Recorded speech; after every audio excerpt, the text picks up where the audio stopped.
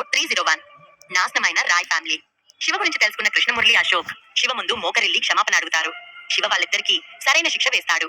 అక్కడ అంత జరుగుతున్నా శివ ఐడెంటిటీ తెలుసుకోలేని రేణుకా శ్రవణ్లను చూసి షాక్ అవుతాడు అశోక్. శివ ఎప్పుడూ తన గురించి తన అత్తమామలకి వివరించడానికి ఇష్టపడలేదు. వాళ్ళ కళ్ళకి డబ్బు కనిపిస్తే చాలు. మనుషులు, వాళ్ళ విలువలు వాళ్ళకి ఎప్పటికీ అర్థం కాదు. ఒక పుస్తకంపై ఉన్న కవర్ ని చూసి పుస్తకాన్ని అంచనా వేసి చదివే మనుషులు. డైరెక్టర్ శివ, దయచేసి మా రాయ్ ఫ్యామిలీని రక్షించండి. నేను మీకు సేవకుడిగా ఉండటానికి సిద్ధంగా ఉన్నాను. మీ ఇంటి ముందు కుక్కనైనా పర్వాలేదు అని నేలపై మోకరిల్లి రాయ్ ఫ్యామిలీ పేరుని చెరపవద్దని వేడుకుంటున్నాడు అశోక్. ప్లీజ్ డైరెక్టర్ శివ, మా పట్ల దయ చూపించండి. నేను పుట్టివాడిని. మీ పనులకు అడ్డు రాబోయి మేము చాలా పెద్ద తప్పు చేశాము. ఇదంతా మీ సువీక్ష సూచన వల్లే చేశాము. లేకపోతే మేం మీకు వ్యతిరేకంగా వెళ్లే సాహసం ఎట్టి పరిస్థితుల్లోనూ చెయ్యము అని అన్నాడు కృష్ణమురళి. శివ తమని విడిచిపెడతాడు అని ఆశతో నిరీక్షణ నిండిన ముఖంతో శివ వైపు చూస్తూ ఉన్నాడు అశోక్. వాళ్ళు సంపన్న జీవితానికి అలవాటు పడ్డారు. అలాంటిది ఇప్పుడు సంపద పోతుంది అంటే తట్టుకోలేకపోతున్నారు. ఇప్పుడున్నదంతా పోతే ఇన్ని రోజులు ఫేమస్ స్పోర్ట్స్ కార్లలో తిరగటం, పెద్ద పెద్ద మ్యాన్షన్లలో బ్రతకటం, బోల్డెడంత డబ్బు, బిజినెస్ కనెక్షన్స్ ఇలా అన్ని వదిలేసి ఒక సాధారణ కార్మికుడిగా బ్రతకాలి అంటే అది చాలా కష్టమైన పని. నిజానికి అది చంపడం కంటే కూడా బాధాకరమైన విషయమే. శివ ఎక్స్ప్రెషన్ సీరియస్ గా మారిపోయింది. ఆ చూపు తట్టుకోలేక, డైరెక్టర్ శివ, షూస్ తుమ్ము పట్టున్నాయి. వాటిని శుభ్రంగా తుడుస్తాను. అలా జీవితం అంతా తుడుస్తాను. కావాలంటే మీకోసం మీ వెంట నేను కుక్కలా నడుస్తాను. మిమ్మల్ని సంతోష పెట్టడానికి మీరేం చెప్పినా చేస్తాను. అవును అని బలవంతంగా చిరునవ్వు తెచ్చుకుంటూ శివ బూట్లని తుడవబోయాడు అశోక్. అయితే శివ అతనికి ఆ అవకాశం ఇవ్వలేదు. అదే కాలితో గట్టిగా అశోక్ కి కిక్కిచ్చాడు. దాంతో అశోక్ చాలా దూరం ఎగిరి అక్కడే ఉన్న టేబుల్ పై పడి రక్తపు వాంతులు చేసుకుని నేలపై పడిపోయాడు. నా బూట్లు తాకే అర్హత నీకు లేదు అని కూల్ గా చూశాడు శివ. ఆ మాట వినగానే అశోక్ రాయ్ కళ్ళల్లో భయం ఇంకా పెరిగిపోయింది. డైరెక్టర్ శివ, నన్ను క్షమించండి. నేను తప్పు చేశాను. మీ బూట్లను తాకే హక్కు కూడా నాకు లేదని నేను గ్రహించలేకపోయాను. దయచేసి నా పట్ల కోపంగా ఉండకండి. నా వల్ల నా ఫ్యామిలీ బాధపడటం నేను చూడలేను. దయచేసి రాయ్ ఫ్యామిలీని వదిలేయండి. మీరేం చెప్పినా నేను చేయడానికి సిద్ధంగా ఉన్నాను అని చిరునవ్వుతో వినయపూర్వకంగా అన్నాడు అశోక్. శివ తన చేతులు వెనక్కి పెట్టుకుని నిలబడి తల మాత్రమే ఊపాడు. అలాంటి వెండు విరిగిన కుక్కపై దాడి చేయడం అతనికి ఏ మాత్రం ఇష్టం లేదు. ఇదెలా సాధ్యం? రాయ్ ఫ్యామిలీ యువరాజు అశోక్ రాయ్ శివ ముందు ఇలా అడుక్కోవడం ఏంటి? శివ ఇన్ని రోజులు తన బలాన్ని దాచుకున్న బిగ్ షాటా? కేవలం శివ గురించిన కొన్ని పదాలు అటు కృష్ణమురళిని ఇటు అశోక్ ని ఇంతలా భయపెట్టాయా అని గెస్ట్లందరూ అయోమయంగా ఫీల్ అయ్యి శివ వైపు నమ్మకం లేనట్లుగా చూస్తున్నారు. అందరి దృష్టి శివపైనే ఉంది. ఖచ్చితంగా అతను ఆ సన్నివేశం యొక్క మెయిన్ క్యారెక్టర్. అతను ఒక ఎదురులేని మనిషి అనే భావన అక్కడున్న అందరిలో నిలిచిపోయింది. మీకేమైనా పిచ్చా? లూజర్ శివ ముందు మోకరిల్లి మీరెందుకు ఇలా వేడుకుంటున్నారు అని ఆశ్చర్యపోతూ అన్నది రేణుక. ఈ రోజు ఇలా జరుగుతుందని ఆమె ఏ మాత్రం ఎక్స్పెక్ట్ చేయలేదు. అసలు సురభిని ఎప్పటి నుంచో రాయ్ ఫ్యామిలీకి కోడలుగా చేయాలని కోరుకున్నారు. రాయ్ ఫ్యామిలీ యొక్క స్టేటస్ ని అనుభవించడానికి శాయశక్తులా ప్రయత్నించారు. అంతేకాదు శివ ముందు అశోక్ చాలా బలవంతుడని భావించారు. కానీ ఇక్కడ చూస్తే వాళ్ళు ఎప్పుడూ గొప్పగా భావించే అశోక్ కుక్కలా శివ ముందు మోకరిల్లి తోక ఊపుతూ దయ కోసం వేడుకుంటున్నాడు. అసలు ఇక్కడ జరిగిన తప్పేంటి? శివ, నువ్వు ఇలా చేయటం కరెక్ట్ కాదు అని అంటున్న శ్రవణ్ కి ఏం మాట్లాడాలో తెలియక శివ వైపు తీక్షణంగా చూశాడు.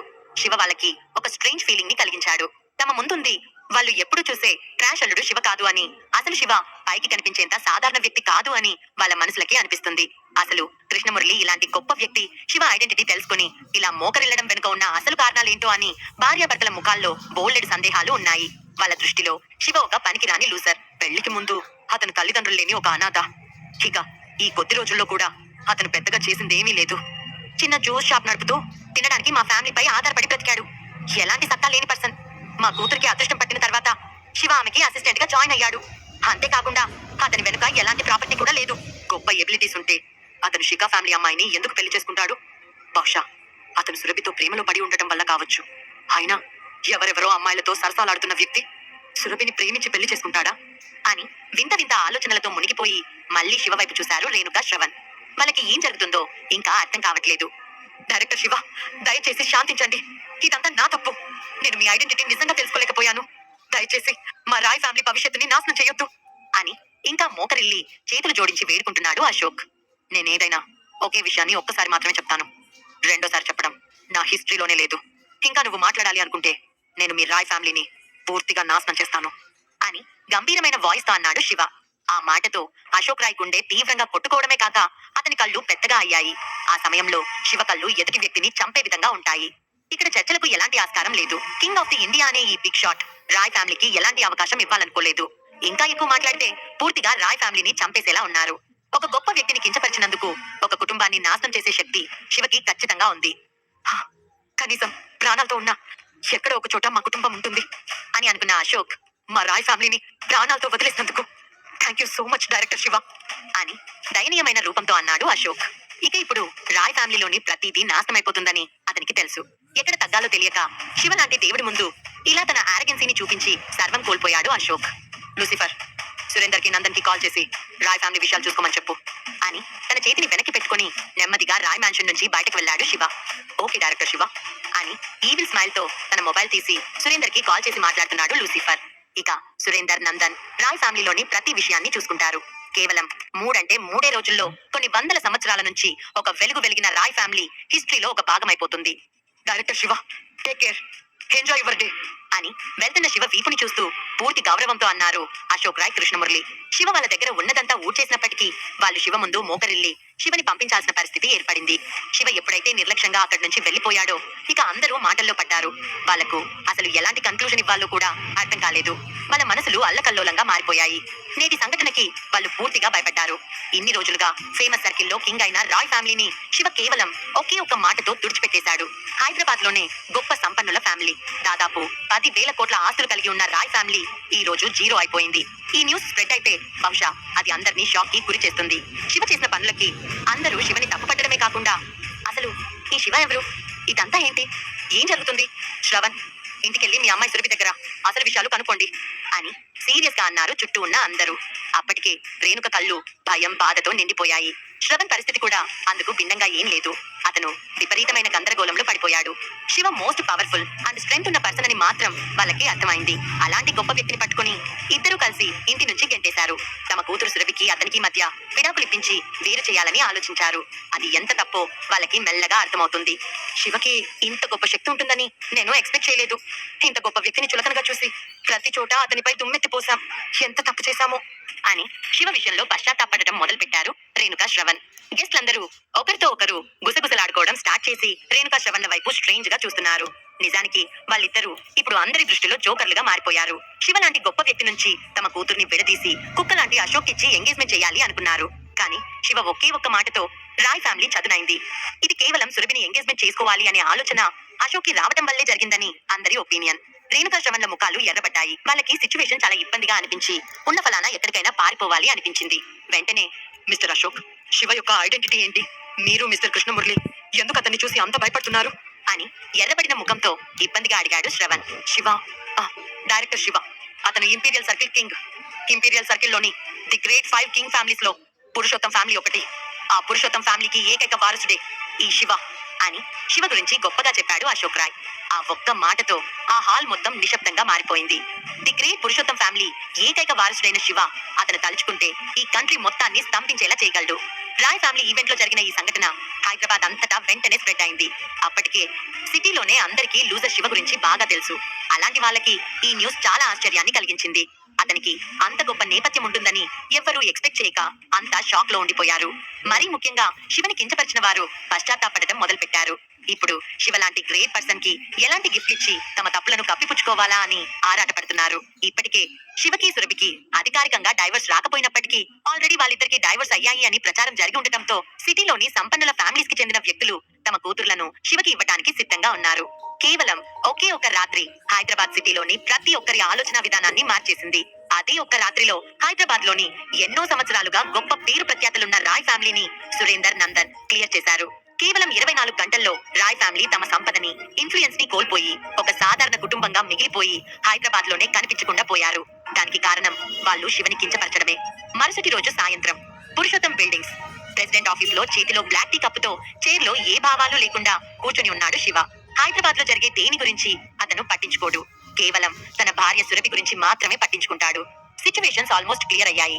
అయినప్పటికీ అతను సురభికి కాల్ చేస్తున్నా సురభి ఫోన్ కనెక్ట్ అవ్వట్లేదు. సురభి గ్రూప్ ఆఫ్ ఇండస్ట్రీస్ వైపు కనీసం కన్నెత్తి కూడా చూడడానికి ఆమె రాలేదు. ఆమెకి అతనితో ఉండటం ఇష్టం లేదని శివకి అర్థమైంది. అసలు సురభి ఏం ఆలోచిస్తుందో అతనికి ఏ మాత్రం అర్థం కావట్లేదు. నిజానికి అతను తన భార్య కోసం అన్నీ చేశాడు. అలానే ఏ అమ్మాయి కోరి వచ్చినా తన భార్య మాత్రమే తనకి ఎక్కువ అని వాళ్ళని దూరం పెట్టేశాడు. అదంతా భార్య పైన ప్రేమే. బట్ అది సురభి ఎందుకు అర్థం చేసుకోవడం లేదో అతనికి అర్థం కావట్లేదు. అదే సమయంలో డోర్ నాక్ చేసి Nandan, Surender silver suit case తో లోపలికొచ్చారు. ఆ సూట్ కేసులో రాయ్ ఫ్యామిలీకి సంబంధించిన డాక్యుమెంట్స్ ఉన్నాయి. శివ ఆర్డర్స్ ప్రకారం రాయ్ ఫ్యామిలీ ప్రాపర్టీస్ అన్ని శివ పేరు మీదకి మార్చేశారు నందన్ సురేందర్. సుభిక్ష కోరుకున్నట్లు సురభి శివలు విడిపోతారా? సురభి ఎందుకు శివని అవాయిడ్ చేస్తుంది? పూర్తి నిజాలు తెలిసాక రేణుకా శ్రవణ్లు శివ విషయంలో ఎపిసోడ్ 302 విడిపోతారా? శివ దారికి అడ్డు వచ్చినందుకు రాయ్ ఫ్యామిలీకి తగిన శిక్ష వేస్తాడు. ఆ న్యూస్ సిటీ మొత్తం స్ప్రెడ్ అవుతుంది. సురభి గురించి ఆలోచిస్తున్న శివ దగ్గరికి సూట్ కేసుతో వచ్చిన నందన్ సురేందర్ శివ ఆర్డర్స్ ప్రకారం రాయ్ ఫ్యామిలీ ప్రాపర్టీస్ అన్ని శివ పేరు మీదకి మార్చేస్తారు. డైరెక్టర్ శివ, మీ ఆర్డర్స్ ప్రకారం రాయ్ ఫ్యామిలీ ప్రాపర్టీస్ మొత్తం సెటిల్ చేశాను. రాయ్ ఫ్యామిలీలోని ఎవ్వరూ అడ్డు చెప్పలేదు అని సీరియస్ గా రిపోర్ట్ చేశాడు నందన్. డైరెక్టర్ శివ, రాయ్ ఫ్యామిలీలోని పర్సన్స్ అందరినీ ఫారిన్ పంపించాను. వాళ్ళు వెళ్లే ముందు ఎలాంటి రిపోర్ట్స్ చేయలేదు. కేవలం మీకు థ్యాంక్స్ చెప్పమని చెప్పారు అని రిపోర్ట్ చేశాడు సురేందర్. వెరీ గుడ్ అని చిన్నగా నవ్వాడు శివ. మరొక విషయం డైరెక్టర్ శివ, మీరు తిరిగి వచ్చారని తెలిసి లాల్ ఫ్యామిలీకి చెందిన సౌందర్య లాల్ మిమ్మల్ని చూడటానికి వచ్చారు. ఆమె మిమ్మల్ని కలవాలనుకుంటున్నారు అని అన్నాడు నందన్. శివ మెల్లగా టీచింగ్ చేస్తూ ఆమె గురించి పట్టించుకోవాల్సిన అవసరం లేదు అని కాసేపు ఆలోచించిన తర్వాత, నందన్, ఇక నుంచి రాయ్ ఫ్యామిలీ బిజినెస్ మొత్తం కూడా నువ్వే డీల్ చేయి. సురేందర్, వెళ్ళి కార్తీ, నేను బృందావనం విల్లాకి వెళ్ళాలి అని అన్నాడు.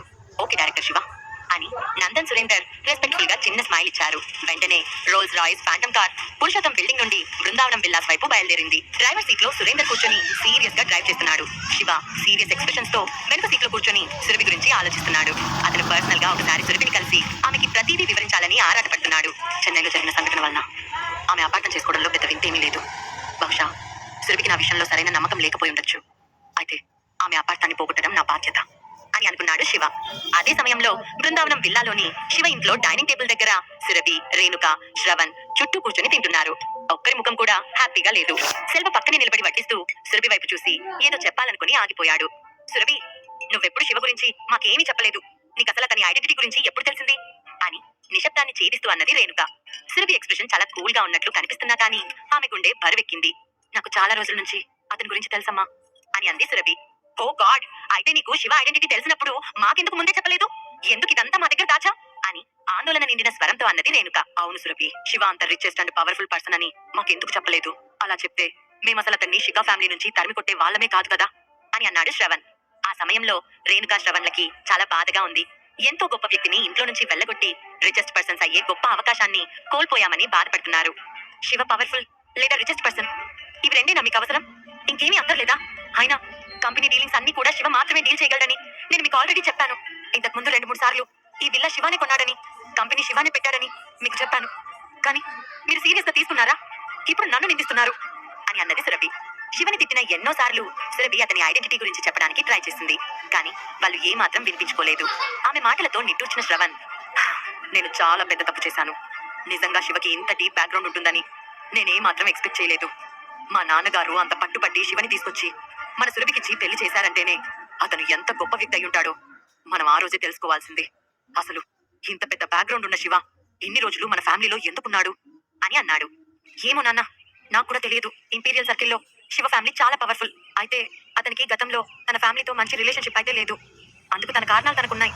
అండ్ తన తండ్రిని ఎవరో కావాలని చంపినందుకు గాను వాళ్ళపై ప్రతీకారం తీర్చుకోవడానికి శివ ఇంపీరియల్ సర్కిల్ కి తిరిగి వెళ్ళాడు. అంతేకాకుండా అతనికి తన సొంత పనులేవో ఉన్నట్లున్నాయి.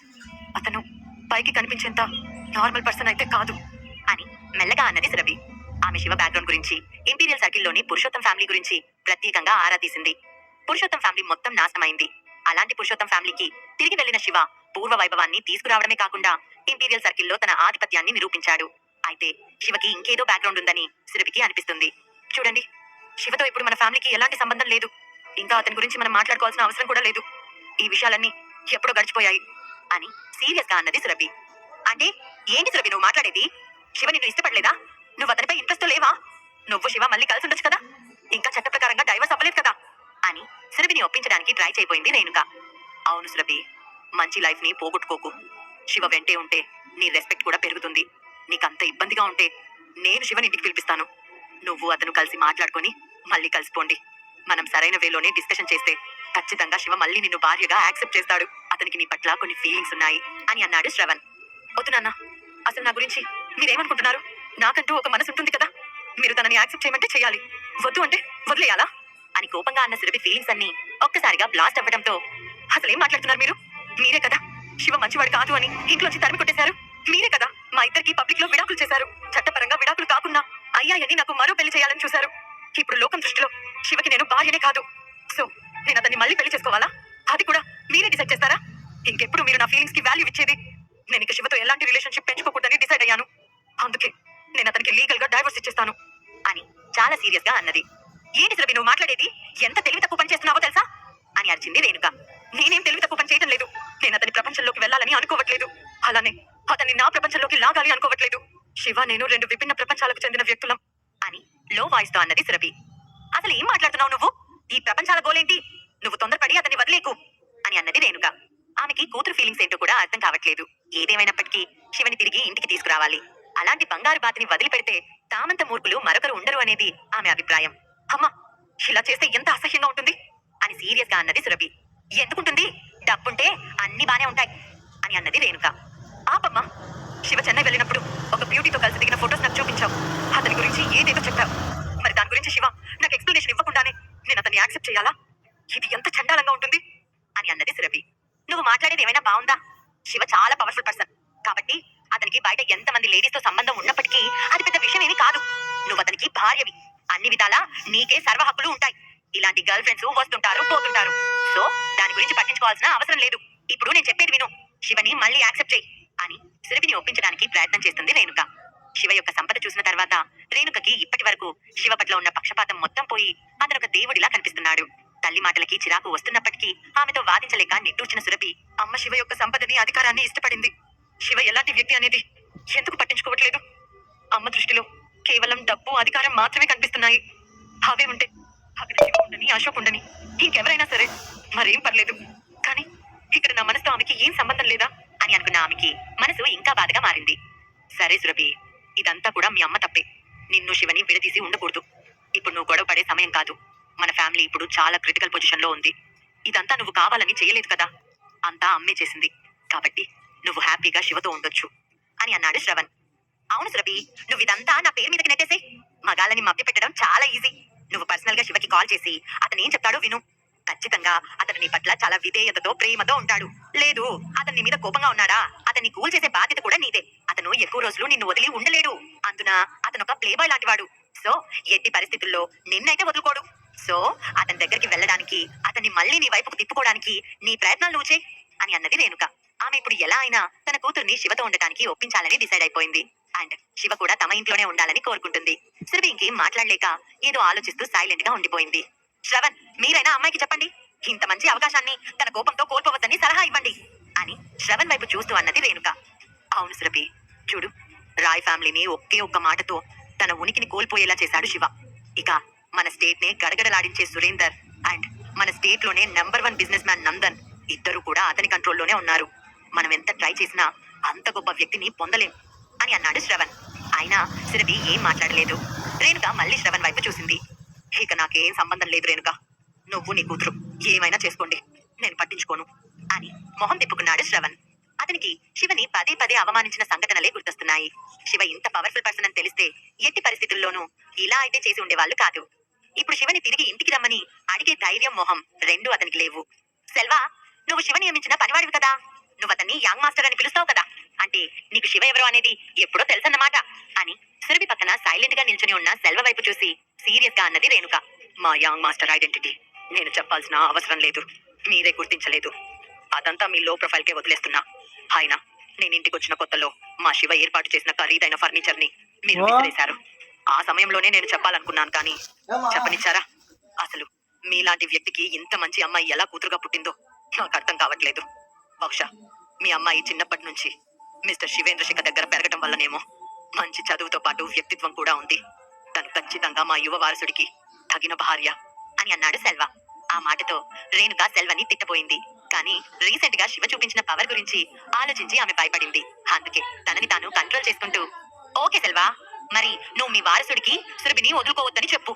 ఇంతకు ముందు జరిగిందంతా కూడా గతం. అందులో అన్ని అపార్థాలే ఉన్నాయి. ఒక ఇంట్లో ఉన్న కుటుంబ సభ్యుల మధ్యలో అపార్థాలు సర్వసాధారణం. అంత మాత్రం చేత శత్రుత్వం ఎలా ఉంటుంది? ఇక ఆ విషయాలన్నీ పట్టించుకోవద్దని నా తరపున చెప్పు అని అన్నది. ఆ మాటలతో మెల్లగా నవ్వి తల ఊపాడు సెల్వ. అతను శివ ఫ్యామిలీ విషయాల్లో జోక్యం చేసుకునే ధైర్యం చేయడు. ప్రజెంట్ ఇక్కడ అతను ఉన్నది కేవలం సురభి కోసం మాత్రమే. ఆమెని ప్రొటెక్ట్ చేయడం కోసమే ఇక్కడ ఉంటున్నాడు. అందుకే అంతవరకు అమ్మా, మాత్రమే తన పని చూసుకుంటాడు. వాడు సురభి చికెన్ డెసిషన్ ని తీసుకురమ్మా. శివ అంగీకరిస్తాడా? శివ ప్రేమ తెలిసినప్పటికీ సౌరభానికి బింగో ప్యాకెట్ సురభి ఎందుకు తీసుకురా. అతనికి దూరం అవ్వాలనుకుంటుంది? 2. శివ యొక్క పూర్తి ఐడెంటిటీ సురభికి తెలిసిందా? శివ సురభి కలుస్తారా, విడిపోతారా? ఇలాంటి ప్రశ్నలకి సమాధానం తెలియాలి అంటే నెక్స్ట్ ఎపిసోడ్ లో వినండి మన పాకెట్ ఎఫ్ఎం లో. Shiva is back. Roy family ఆస్తులు సొంతం చేసుకున్న శివ సురభి దగ్గరికి బయలుదేరతాడు. శివకి విడాకులు ఇవ్వాలనుకుంటున్న సురభి ఆలోచనలను ఆపేయాలని ప్రయత్నం చేస్తారు రేణుక, శ్రవణ్. కానీ సురభి వాళ్ళ మాట వినదు. అమ్మా, ఇక నువ్వు మాట్లాడటం ఆపే. ఇది నా లైఫ్, నా డెసిషన్స్ నేను తీసుకుంటాను అని సీరియస్ గా చెప్పి గదిలోకి వెళ్లిపోయింది సురభి. అదే సమయంలో డోర్ బెల్ రింగ్ అవ్వడంతో గంభీరమైన ఎక్స్ప్రెషన్ తో వెళ్లి డోర్ ఓపెన్ చేశాడు సెల్వ. ఎదురుగా సురేందర్, శివ ఉన్నారు. శివని చూడగానే గౌరవంగా నమస్కరించాడు సెల్వ. సెల్వ అంకుల్, నేను వచ్చానని సురభికి చెప్పండి అని సీరియస్ గా అన్నాడు శివ. ఓకే మిస్టర్ శివ అని సగౌరవంగా తల ఊపి వెనుతిరిగి వెళ్లి, మిస్సెస్ సురభి, శివ మీకోసం శివ సార్ వచ్చారు. ఆయన మిమ్మల్ని చూడాలనుకుంటున్నారు అని సీరియస్ గా చెప్పాడు సెల్వ. ఆ మాట విని రేణుక, శ్రవణ్ ఒకరి ముఖమొకరు చూసుకొని సైలెంట్ అయ్యారు. వాళ్ళిద్దరికి ఇప్పుడు శివని ఫేస్ చేసే ధైర్యం లేదు. ఇంతకు ముందు శివ అయితే ఏదైనా అనేవాళ్ళు, కానీ ఇప్పుడు అతని పవర్ ఏంటో నేరుగా చూశారు. అసలు అతనికి సురభిపై ఇంట్రెస్ట్ ఉండబట్టి కానీ, అదే లేకపోతే తమ ఫ్యామిలీకి శివ ముందు నిల్చునే అర్హత కూడా లేదు అని వాళ్లకు బాగా తెలుసు. గదిలో నుంచి బయటకొచ్చి, చూడండి సెల్వ అంకుల్, నన్నిక నుంచి మిస్సెస్ సురభి శివ అని పిలవకండి. నాకు శివకి ఎలాంటి సంబంధం లేదు. ఇక మీరు మా దగ్గర వర్క్ చేయాల్సిన అవసరం కూడా లేదు అని సీరియస్ గా చెప్పింది సురభి. అలా చెప్తున్నప్పుడు ఆమె గుండె వేగంగా కొట్టుకుంటుంది. ఆమె మనసులోని ఫీలింగ్స్ చాలా క్రిటికల్ గా ఉన్నాయి. ఆమె మనసులో శివతో విడిపోవడం అస్సలు ఏ మాత్రం సహించలేకపోతుంది. పెదవులు కొరుకుతూ అతి కష్టం మీద ఆ మాటలు అంది సురభి. కానీ ఆమెకి శివ అంటే చాలా ఇష్టం. అయితే శివ ఇంకెవరినో ఇష్టపడుతున్నాడని అపోహలో ఉంది. అందున ఇప్పుడు శివ పొజిషన్ కి తను ఏ మాత్రం సరిపోను అని ఇన్సెక్యూరిటీ ఫీలింగ్ లో ఉంది సురభి. స్వతహాగా సురభి చాలా స్ట్రాంగ్ ఉమెన్. ఆమెని శివ నిజంగా ప్రేమిస్తే ఆమె యాక్సెప్ట్ చేసేది.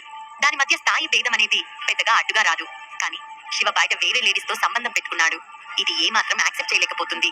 అది అడ్డుకోవడానికి కూడా ఆమె ఇష్టపడట్లేదు. బహుశా నేనంటే ఇష్టం లేదేమో, అందుకే ఇలా వేరే లేడీస్ తో రిలేషన్ లో ఉన్నాడు అని అనుకుంటుంది సురభి. సురభి చెప్పిన మాటలు విన్న సెల్వ గంభీరమైన ఫేస్ తో వెనుదిరిగి శివ దగ్గరికి వెళ్ళాడు. అప్పటికే సురభి మాటలు శివకి వినిపించాయి. సెల్వ అంకుల్, సురభి నన్ను అపార్థం చేసుకుంది. నేను తనకు అన్ని క్లియర్ చేస్తాను. నాకు ఒక్క అవకాశం ఇవ్వమని చెప్పండి అని సీరియస్ గా అన్నాడు శివ. అతని వాయిస్ చాలా లౌడ్ గా వస్తుంది. శివ వాయిస్ వినిపించిన సురభి కాస్త భావోద్వేగానికి లోనైంది. ఆమె ఎక్స్ప్రెషన్ చాలా క్రిటికల్ గా మారింది. సెల్వ అంకుల్, నేను అతని ఎక్స్ప్లెనేషన్ వినాలనుకోవట్లేదు. నేను కూల్ గా ఉండాలి అంటే శివని మళ్ళీ మళ్ళీ నా దగ్గరికి రావద్దని చెప్పండి అని సీరియస్ గా అన్నది సురభి. అవే మాటలు శివకు కూడా వినిపించాయి. విల్లా నుంచి బయటకొచ్చి, మిస్టర్ శివ, మీ ఐడెంటిటీ గురించి తెలుసుకున్న తర్వాత సురభి గారి యాటిట్యూడ్ మారిపోయింది. ఆమె తను ఒక సాధారణ మనిషినని, మీలాంటి గొప్ప వ్యక్తికి భార్యగా ఉండే అర్హత లేదు అని ఫీల్ అవుతున్నారు అని అన్నాడు సెల్వ. శివ విల్లా వైపు చూసి మెల్లగా కళ్ళు మూసుకున్నాడు. అతని ఎక్స్ప్రెషన్ చాలా గంభీరంగా ఉంది. అదే సమయంలో శివ మొబైల్ రింగ్ అయింది. అతను ఫోన్ లిఫ్ట్ చేశాడు. హలో, డైరెక్టర్ శివ, బిజీగా ఉన్నారా? ఇంపీరియల్ సర్కిల్లో ఓ ప్రాబ్లం వచ్చింది. మీ తాతయ్య గారికి సడన్ గా ఆరోగ్యం పాడైంది. ఇప్పుడు ఆయన మిలిటరీ హాస్పిటల్లో అడ్మిట్ చేశాం. ఆయన హాస్పిటల్ కి వెళ్లే ముందు మిమ్మల్ని త్వరగా బాంబే రమ్మని మీకు చెప్పమన్నారు అని ఫోన్ అవతల నుంచి అభినవ్ వాయిస్ కంగారుగా వినిపించింది. అతని మాటలు విని శివ ఎక్స్ప్రెషన్ కొద్దిగా మారిపోయి అతని మనసు కదిలిపోయింది. శివ లైఫ్ లో మిగిలి ఉన్న ఏకైక రక్త సంబంధం తన తాతయ్య పురుషోత్తం మాత్రమే. ఆయన అకస్మాత్తుగా అనారోగ్యానికి గురై హాస్పిటల్ పాలయ్యాడు అంటేనే ఆయనపై ఎవరో ఏదో కుట్ర పన్నారు అని శివకి డౌట్ గా ఉంది. అయితే తన ఫ్యామిలీని బాధ పెట్టడానికి చూసిన ఎవరిని శివ వదిలిపెట్టాడు. అసలు అక్కడేం జరుగుతుంది అని డీప్ వాయిస్ తో అభిని అడిగాడు శివ. మాస్టర్ శివ, ఇంపీరియల్ సర్కిల్లో ఈ మధ్య కాస్త ఇబ్బందులు ఎక్కువయ్యాయి. మల్హోత్రా ఫ్యామిలీ మళ్ళీ ఫామ్ లోకి రావడానికి ట్రై చేస్తుంది. లాస్ట్ టైం జరిగిన దాన్ని వాళ్ళు యాక్సెప్ట్ చేసినట్లు అనిపించట్లేదు. పెద్ద ఆయన ఇప్పుడు బానే ఉన్నారు, కానీ ఆయనకి ఎందుకు అకస్మాత్తుగా హెల్త్ పాడైందో అర్థం కావటం లేదు. నిజానికి ఈ మధ్య కాలంలో ఆయనలో ఎలాంటి ప్రాబ్లమ్స్ కనిపించలేదు. సో ఏదో అటాక్ జరిగిందని నాకు అనిపించింది. అంతేకాకుండా నా మనుషులు కొందరు చనిపోయారు. ఇదంతా కూడా మల్హోత్రా ఫ్యామిలీ చేస్తుందని నాకు అనుమానంగా ఉంది. అయితే విషయం ఏంటో కనుక్కోవడానికి కన్నని పంపించాను. ప్రజెంట్ సిచ్యువేషన్ ఏంటో ఇంకా ఇన్ఫర్మేషన్ రాలేదు అని మెల్లిగా చెప్పాడు అభి. ఆ మాటలతో శివ ఎక్స్ప్రెషన్ ఒక్కసారిగా సీరియస్ గా మారిపోయింది. అతనికి ఇంపీరియల్ సర్కిల్లో ఫ్యామిలీస్ తనని యాక్సెప్ట్ చేయనట్లుగా అనిపించింది. కాసేపు ఆలోచించిన శివ, నేను లాస్ట్ టైం 7 స్టార్ గ్రూప్ పై సాకురా సొసైటీపై నిఘా ఉంచమని చెప్పాను. రిపోర్ట్ ఏంటి అని అడిగాడు. మీరు ఊహించినట్లుగానే Sakura society, 7 star groups already ఏదో ప్లాన్ లో ఉన్నారు. సాకురా సొసైటీ సడన్ గా ఇంపీరియల్ సిటీలో తమ వ్యాపారాన్ని విస్తరించింది. 7 స్టార్ గ్రూప్స్ ఇంపీరియల్ సర్కిల్లో సైన్ బోర్డును కూడా ఏర్పాటు చేసింది.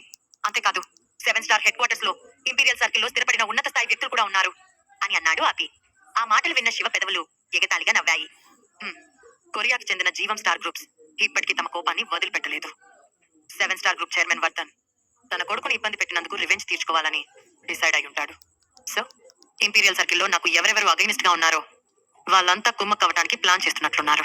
"హ్మ్" అని అనుకున్న శివ, "నువ్వు వెంటనే మా తాతయ్య ఉన్న హాస్పిటల్‌కి సెక్యూరిటీ పెంచు. అలానే మల్హోత్రా ఫ్యామిలీపై నిఘా ఉంచు. నేను ఈ రోజే బాంబే బయలుదేరొస్తాను" అని సీరియస్‌గా అన్నాడు. "ఓకే మిస్టర్ శివ" అని ఫోన్ కట్ చేశాడు అభి. శివ ఎక్స్‌ప్రెషన్ చాలా సంక్లిష్టంగా మారిపోయింది. శివ లోపలికి చూస్తూ, "సురభి, నువ్వు అనుమానపడుతున్నట్లు ఏం జరగలేదు. మా తాతయ్యకి హెల్త్ బాలేదు. సో, నేను అర్జెంట్‌గా బాంబే వెళ్ళాలి. నేనొచ్చే వరకు ఎలాంటి డెసిషన్స్ తీసుకోకుండా నా కోసం వెయిట్ చెయ్యి. కాస్త లేట్ అయినా నేను నీ దగ్గరికి తిరిగొస్తాను" అని అన్నాడు. విల్లా లోపల నుంచి ఎలాంటి స్పందన రాలేదు. శివ కొద్దిసేపు వెయిట్ చేశాడు. అయినప్పటికీ ఎలాంటి రియాక్షన్ లేకపోవడంతో, "సురేందర్, కార్ ఎయిర్పోర్ట్ పోని" అని వెళ్లి కారులో కూర్చున్నాడు. అతని వెంటే వచ్చిన సెల్వ కూడా డ్రైవర్ సీట్ పక్క సీట్లో కూర్చున్నాడు. సురేందర్ వెంటనే కార్ వెనక్కి తిప్పి ఎయిర్పోర్ట్ కి స్టార్ట్ అయ్యాడు. కార్ స్టార్ట్ అయిన సౌండ్ వినిపించగానే సురభి పరిగెత్తుకుంటూ వెళ్లి విల్లాలోని 2వ అంతస్తులో ఉన్న రూమ్ లో కర్టెన్ ఓపెన్ చేసి వెళ్తున్న కార్ ని కనుమరుగు అయ్యే వరకు చూస్తూ, "సారీ శివ" అని అంది. ఆమె ఎక్స్ప్రెషన్ చాలా బాధగా ఉంది. ఆ సమయంలో ఆమె ఆలోచన ఏంటో ఎవరికీ అంతుపట్టడం లేదు. రద్దీగా ఉండే రోడ్లపై చాకచక్యంగా కార్ డ్రైవ్ చేస్తున్నాడు సురేందర్. కార్ వెనక సీట్లో కూర్చొనున్న శివ ముఖం చాలా ప్రశాంతంగా ఉంది. పెద్దాయన పరిస్థితి అకస్మాత్తుగా మారిపోయింది కాబట్టి ఇప్పుడు అతను ఖచ్చితంగా బాంబేలోని ఇంపీరియల్ సర్కిల్లో విషయాలు చూసుకోవాలి. దీంతో సురభితో మాట్లాడాలి అనుకున్న అతని ప్లాన్ బెడిసికొట్టింది.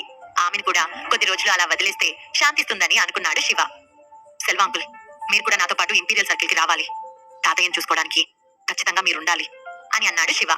మెల్లగా నవ్విన సెల్వ, "మిస్టర్ శివ, మీరు చెప్పింది మేమెప్పుడూ వింటాం. నేను కూడా తాతయ్య గారిని చూడటానికి ఇంపీరియల్ సర్కిల్ కి రావాలనుకుంటున్నాను" అని అన్నాడు. శివ తల ఊపి సురేందర్ వైపు చూస్తూ, "సురేందర్, ఈసారైనా నువ్వు నందన్ హైదరాబాద్ లోని అన్ని విషయాలను చాలా జాగ్రత్తగా డీల్ చేయండి. మరీ ముఖ్యంగా సురభిని జాగ్రత్తగా చూసుకోండి. ఈసారి ఆమెకి ఎలాంటి ప్రాబ్లం జరగకూడదు" అని డీప్ వాయిస్ తో అన్నాడు. "ఓకే మిస్టర్ శివ, మీరేమీ వరి అవ్వాల్సిన అవసరం లేదు. మీరు ఇంపీరియల్ సర్కిల్లో మీ సొంత విషయాలను జాగ్రత్తగా చూసుకోండి. ఇక్కడంతా నేను నందన్ చూసుకుంటాం" అని డీప్ వాయిస్ తో అన్నాడు సురేందర్. శివ చిన్నగా నవ్వి తన మొబైల్ తీసి ఒక నంబర్ కి డయల్ చేశాడు. 2 రింగ్స్ తర్వాత అటు నుంచి ఫోన్ లిఫ్ట్ చేసిన అజయ్, "గ్రేట్ ఎల్డర్, నేను మీకు ఏ విధంగా సహాయపడగలను" అని రెస్పెక్ట్ఫుల్ వాయిస్ తో అన్నాడు. నిజానికి విందా ఫ్యామిలీలోని పూర్తి అధికారాన్ని అజయ్ కి అప్పచెప్పినప్పటి నుంచి అజయ్ విందా పూర్తిగా శివకి భక్తుడైపోయాడు. ఇప్పుడు శివ నిప్పుల గుండంలోకి దూకేమన్నా అతను ఏ మాత్రం తడబడకుండా దూకేస్తాడు. "నువ్వు విందా ఫ్యామిలీకి సంబంధించిన విషయాలను ఎలా హ్యాండిల్ చేస్తున్నావు అజయ్" అని కూల్ గా అడిగాడు శివ. "మీ పవర్ తో విందా ఫ్యామిలీలో ఎవరు నన్ను వ్యతిరేకించే ధైర్యం చేయలేరు. విందా ఫ్యామిలీ బిజినెస్ అన్ని కూడా ఒక మేనర్ లో నడుస్తున్నాయి" అని సూటిగా ఆన్సర్ చేశాడు అజయ్ విందా. "Very good Ajay. అయితే మా తాతయ్య గారు అనారోగ్యంతో హాస్పిటల్ పాలయ్యారు. ఆయనకలా సడన్ గా ఎందుకు ఆరోగ్యం పాడైందో ఇన్వెస్టిగేషన్ చేయించు. ఎంత ఖర్చైనా పర్వాలేదు, కానీ విషయాలన్నీ క్లియర్ గా కనుక్కో" అని అన్నాడు శివ. "ఓకే మిస్టర్ శివ, వెంటనే ఇన్వెస్టిగేషన్ చేయడానికి మనుషుల్ని ఏర్పాటు చేస్తాను" అని ఉత్సాహంగా అన్న అజయ్, "మిస్టర్ పురుషోత్తం గారికి హెల్త్ పాడైందా? ఈ విషయం ఇంతవరకు నా దగ్గరికి ఎందుకు రాలేదు? ఆయన ఈ మధ్య ఆయన్ని కలిసినప్పుడు కూడా చాలా యాక్టివ్ గా ఉన్నారే. అంటే ఆయనపై ఎవరో దాడి చేయడానికి ధైర్యం చేశారు" అని మనసులో అనుకున్నాడు అజయ్. ఫోన్ పెట్టేశాక కళ్ళు మూసుకొని వెనక్కి వాలిన శివ మనసు ఆలోచనలతో నిండిపోయింది. ఈసారి ఇంపీరియల్ సర్కిల్లో నేను చేయాల్సిన పనులు చాలా ఉన్నాయి. అంతేకాదు, ఈ డ్రాగన్ హౌస్ కి సంబంధించిన విషయాల్లో కూడా యాక్టివ్ అవ్వాలి. ఇప్పుడు పురుషోత్తం ఫ్యామిలీ కోసం ప్రతీకారం తీర్చుకోవాల్సి ఉంది. బ్లాక్ డ్రాగన్ కింగ్ ఇప్పటికీ నాపై నా ఫ్యామిలీపై ఇన్వెస్టిగేషన్ చేపిస్తూనే ఉన్నాడు. ప్రజెంట్ ఈ ప్రపంచంలో నేనే మోస్ట్ రిచెస్ట్ పవర్ఫుల్ పర్సన్ ని. ఒకవైపు సురేందర్, నందన్, మరోవైపు డానీ. ఇంపీరియల్ సర్కిల్లో అభినవ్, విందా సర్కిల్లో అజయ్ విందా. ఇలా నా ప్రాపర్టీస్ అన్ని చూసుకోవడానికి మనుషులున్నారు. ఈ లెక్కన సెక్యులేషన్ వరల్డ్ లో నేను శిఖరాగ్రానికి చేరుకున్నట్లే. అయినప్పటికీ డ్రాగన్ మేనర్ స్థాయిలో ఉనికిని ఎదుర్కొనే సమయంలో ఈ మిడిమిడి సెక్యులేషన్ బిజినెస్ లు పూర్తిగా నాకు హాని కలిగిస్తాయి. ఇప్పుడు డ్రాగన్ హౌస్ తిరిగి తీసుకోవాలనుకుంటే ఖచ్చితంగా హైడెన్ పవర్ కి వ్యతిరేకంగా పన్నాగాలు పన్నాల్సి ఉంటుంది అని మనసులో అనుకుంటుండగా సురేందర్ చాలా స్పీడ్ గా కార్ తీసుకొచ్చి శంషాబాద్ ఇంటర్నేషనల్ ఎయిర్పోర్ట్ ముందు ఆపాడు. అదే సమయంలో బాంబేలోని ఇంపీరియల్ సర్కిల్లో కన్నన్ తన ఇన్వెస్టిగేషన్ స్టార్ట్ చేశాడు. సిటీలోని ఒక ఎంటర్టైన్మెంట్ బిల్డింగ్ లో కారిడార్ మొత్తం రెడ్ కార్పెట్ తో నిండిపోయింది. సూట్లలో ఉన్న బాడీ గార్డ్స్ చుట్టూ ఉన్నారు. బ్లాక్ జాకెట్ వేసుకున్న ఓ మిడిల్ ఏజ్ పర్సన్, అతని వెంట కొంతమంది బాడీ గార్డ్స్ తో కారిడార్ నుంచి ఒక లగ్జూరియస్ ప్రైవేట్ హాల్ దగ్గరికి వచ్చారు. డోర్ దగ్గర కాపలాగా ఉన్న వ్యక్తి, "మిస్టర్ మోహన్, మీకోసమే వెయిట్ చేస్తున్నారు" అని డోర్ ఓపెన్ చేశాడు. ఆ మాటతో ముఖం చిట్లించి సీరియస్ గా తన గార్డ్స్ తో కలిసి లోపలికి నడిచాడు కన్నన్. అభి ఆర్డర్స్ ప్రకారం బాంబేలోని అన్వాంటెడ్ పర్సన్స్ గురించి ఇన్వెస్టిగేషన్ చేయడానికి కొంతమందిని తీసుకుని అక్కడికొచ్చాడు కన్నన్. ఎందుకంటే ఇంతకు ముందు మాస్టర్ శివ చేతిలో దెబ్బలు తిన్న మోహన్ వారియర్ అకస్మాత్తుగా మళ్లీ తెరపైకి వచ్చాడు. ప్రెజెంట్ అతను బాంబేలో కొన్ని చోట్ల ఇబ్బందులు రేకెత్తిస్తున్నాడు. అంతేకాదు, చిన్న చిన్న గ్రే బిజినెస్ లన్నిటినీ స్వాధీనం చేసుకున్నాడు. ఈ రోజు ఆ విషయాన్ని డిస్కస్ చేయడానికి మోహన్ వారియర్ ని వెతుక్కుంటూ వచ్చాడు కన్నన్. శివని దూరం పెట్టడానికి సురభికున్న మెయిన్ రీజన్ ఏంటి? అసలు ఆమె ఏం ఆలోచిస్తుంది? మోహన్ వారియర్ వెనుకున్న పెద్ద తలకాయ ఎవరు? ఒకసారి శివ చేతిలో దెబ్బతిన్న తర్వాత కూడా అతను మళ్ళీ ఏ ధైర్యంతో శివకి వ్యతిరేకంగా వెళ్తున్నాడు? ఇంపీరియల్ సర్కిల్లోని విషయాలను శివ ఎలా చక్కబెట్టబోతున్నాడు? ఇలాంటి ప్రశ్నలకి సమాధానం తెలియాలి అంటే నెక్స్ట్ ఎపిసోడ్ లో వినండి మన పాకెట్ ఎఫ్ఎం లో. సురభితో మాట్లాడడానికి వచ్చిన శివకి అవకాశం ఇవ్వదు సురభి. పురుషోత్తంకి హెల్త్ పాడైందని అభి ఫోన్ చేసి చెప్పడంతో సురభిని జాగ్రత్తగా చూసుకోమని సురేందర్ కి చెప్పి సెల్వన్ తీసుకుని బాంబే బయలుదేరాడు శివ. మోహన్ వారియర్ ని కలవడానికి వస్తాడు కన్నన్. కన్నన్ ని ఒక విలాసవంతమైన గదిలోకి తీసుకువెళ్లారు. అక్కడే ఉన్న గార్డ్స్. లోపల ఒక పెద్ద చైర్ లో మోహన్ స్మోక్ చేస్తూ డ్రింక్ చేస్తున్నాడు. లోపలికి అడుగు పెట్టిన కన్నన్ సీరియస్ గా అతని వైపు చూస్తూ, హలో మోహన్, నీకు చచ్చిపోవాలని అంత ఆశగా ఉందా? లాస్ట్ టైం మాస్టర్ శివ చేతిలో తిన్న తన్నులు మర్చిపోయావా? మల్హోత్రా ఫ్యామిలీనే మిస్టర్ శివకి అపోనెంట్ గా వెళ్ళడానికి ధైర్యం చేయలేదు. మీరెంత, మీ బ్రతుకెంత? మాస్టర్ శివకి వ్యతిరేకంగా వెళ్ళాలనుకుంటున్న మీకు గిఫ్ట్ గా మరణం తప్ప మరొకటి లేదు అని కోపంగా అరిచాడు. ఆ మాటలకి మోహన్ వెటకారంగా నవ్వుతూ, మల్హోత్రా ఫ్యామిలీ తమకు జరిగిన అన్యాయాన్ని అంత ఈజీగా వదిలేస్తారని ఎలా అనుకున్నావు? మీ శివ చాలా దూరం వెళ్ళిపోయాడు. అతన్ని వెనక్కి రప్పించాలంటే కొన్ని పనులు చేయాలి అని సిగరెట్ ని నలిపి పక్కకు పడేస్తూ చిన్న స్మైల్ ఇచ్చాడు. ఇంతలో అదే రూమ్ లోని ఒక మూలలో నిశ్శబ్దంగా సన్నని పొట్టి పర్సన్ నీడ నుంచి మనిషిలా మారి ముందుకొచ్చి, నువ్వే నా కన్ననంటే? నువ్వు శివ యొక్క సబార్డినేట్ కదా? హలో, నా పేరు బిల్వనాథ్ అని అన్నాడు. వాట్? బిల్వనాథా? ఎవరు నువ్వు అని ముఖం చిట్లించి అనుమానంగా అతని వైపు చూస్తూ, నువ్వు బిల్వనాథ్ అయితే ఏంటి, వరల్డ్ కింగ్ అయితే నాకేంటి? ఇంపీరియల్ సర్కిల్లోని విషయాల్లో జోక్యం చేసుకోవడం కరెక్ట్ కాదు. అసలు నీకెలాంటి హక్కు లేదు. ఇది నీ ప్లేస్ అసలే కాదు. ఇక్కడ పెత్తనాలు చేస్తే చస్తారు అని సీరియస్ గా మోహన్ వైపు చూస్తూ, మోహన్, నువ్వు ఇక్కడ ఎలాంటి ట్రిక్స్ ప్లే చేయాలనుకుంటున్నావు? వేరే కంట్రీ పర్సన్స్ ని ఇక్కడికి పిలిచి నన్ను భయపెట్టడానికి ట్రై చేస్తున్నావా అని అడిగాడు. వాళ్ళు ఏం చేయబోతున్నారో కన్నన్ కి అర్థం కావట్లేదు. హలో కన్నన్, ఈ బిల్వనాథ్ ఎవరో నువ్వు తిరిగి వెళ్ళి నీ బాస్ అయిన శివనే అడుగు అని నవ్వుతూ అన్నాడు బిల్వనాథ్. మీకు మాస్టర్ శివ తెలుసా అని డౌట్ గా బిల్వనాథ్ వైపు చూశాడు కన్నన్. మాస్టర్ శివ చేతిలోనే కంట్రీ మొత్తం ఉందని తెలిసినప్పటికీ ఇతను ఏ ధైర్యంతో, ఎంత నమ్మకంతో ఎదురు నిలవాలనుకుంటున్నాడు? అంటే ఇతను సాధారణ వ్యక్తి అయితే కాదు అని అనుకున్న కన్నన్, నువ్వు ఈ రోజు ఇన్వైట్ చేసిన ఈ వ్యక్తి ఎవరో నేను పట్టించుకోను మోహన్. కానీ నువ్వు బాంబేలోని మాస్టర్ శివ యొక్క బిజినెస్ ని టచ్ చేశావు. అందుకు ఈ రోజు నేను నీతో డీల్ చేయడానికి వచ్చాను. అండ్ ఈ బిల్డింగ్ లో ఉన్న గార్డ్స్ అందరూ మీ మాటే వింటారని అనుకోకండి అని కూల్ గా నవ్వి, ఎవరక్కడ, లోపలికొచ్చి ఈ మోహన్ ని లాక్కెళ్ళండి అని ఆర్డర్ వేశాడు. సూట్ లో ఉన్న కొందరు బాడీ గార్డ్స్ వరుసగా లోపలికి దూసుకొచ్చి మోహన్ పై దాడికి సిద్ధపడ్డారు. కన్నన్ ఎప్పుడూ జాగ్రత్తగా ఉండే వ్యక్తి. అతను ఎప్పుడైతే మోహన్ వారియర్ ప్లేస్ కి వస్తున్నాడో అప్పుడే ఇక్కడ అన్ని ఏర్పాట్లు చేసుకున్నాడు. అండ్ ఈ బిల్డింగ్ లో ఉన్న గార్డ్స్ అందరికీ అతను లంచం ఇచ్చి కొనేశాడు. హలో కన్నన్, నీ మెథడ్స్ చాలా బాగున్నాయి. మిస్టర్ బిల్వనాథ్, మీరు ఎలాంటి వ్యక్తిని ఎదుర్కొంటున్నారో మీకు తెలియదు అని చిరునవ్వుతో వెటకారంగా నవ్విన మోహన్ గౌరవంగా వచ్చి బిల్వనాథ్ పక్కన నిల్చొని, మిస్టర్ బిల్వనాథ్, మిగిలిన సిచ్యువేషన్స్ అన్నిటినీ మీరు క్లియర్ చేస్తారని అనుకుంటున్నాను అని వినయపూర్వకంగా అన్నాడు.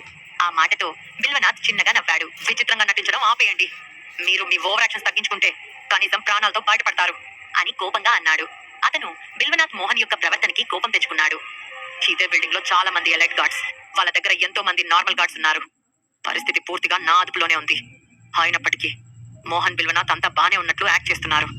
ఈ ధైర్యం ఎక్కడి నుంచి వచ్చింది అని మనసులో అనుకుని అంతా గమనిస్తున్నాడు కన్నన్.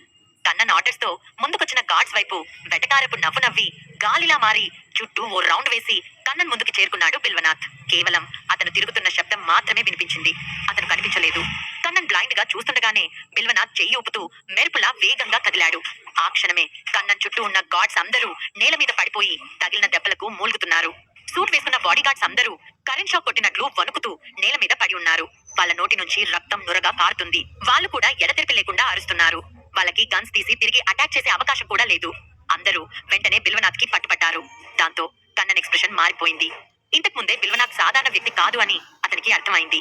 ఈ దెబ్బతో అతనికి స్పెషల్ పవర్స్ ఉన్నాయి. మరీ ముఖ్యంగా బిల్వనాథ్ చేతికి అద్భుత శక్తి ఉందని అనిపించింది. అతని చేయి తగిలిన ప్రతి ఒక్కరూ కరెంట్ షాక్ కొట్టి రక్తం చిమ్ముతున్నారు.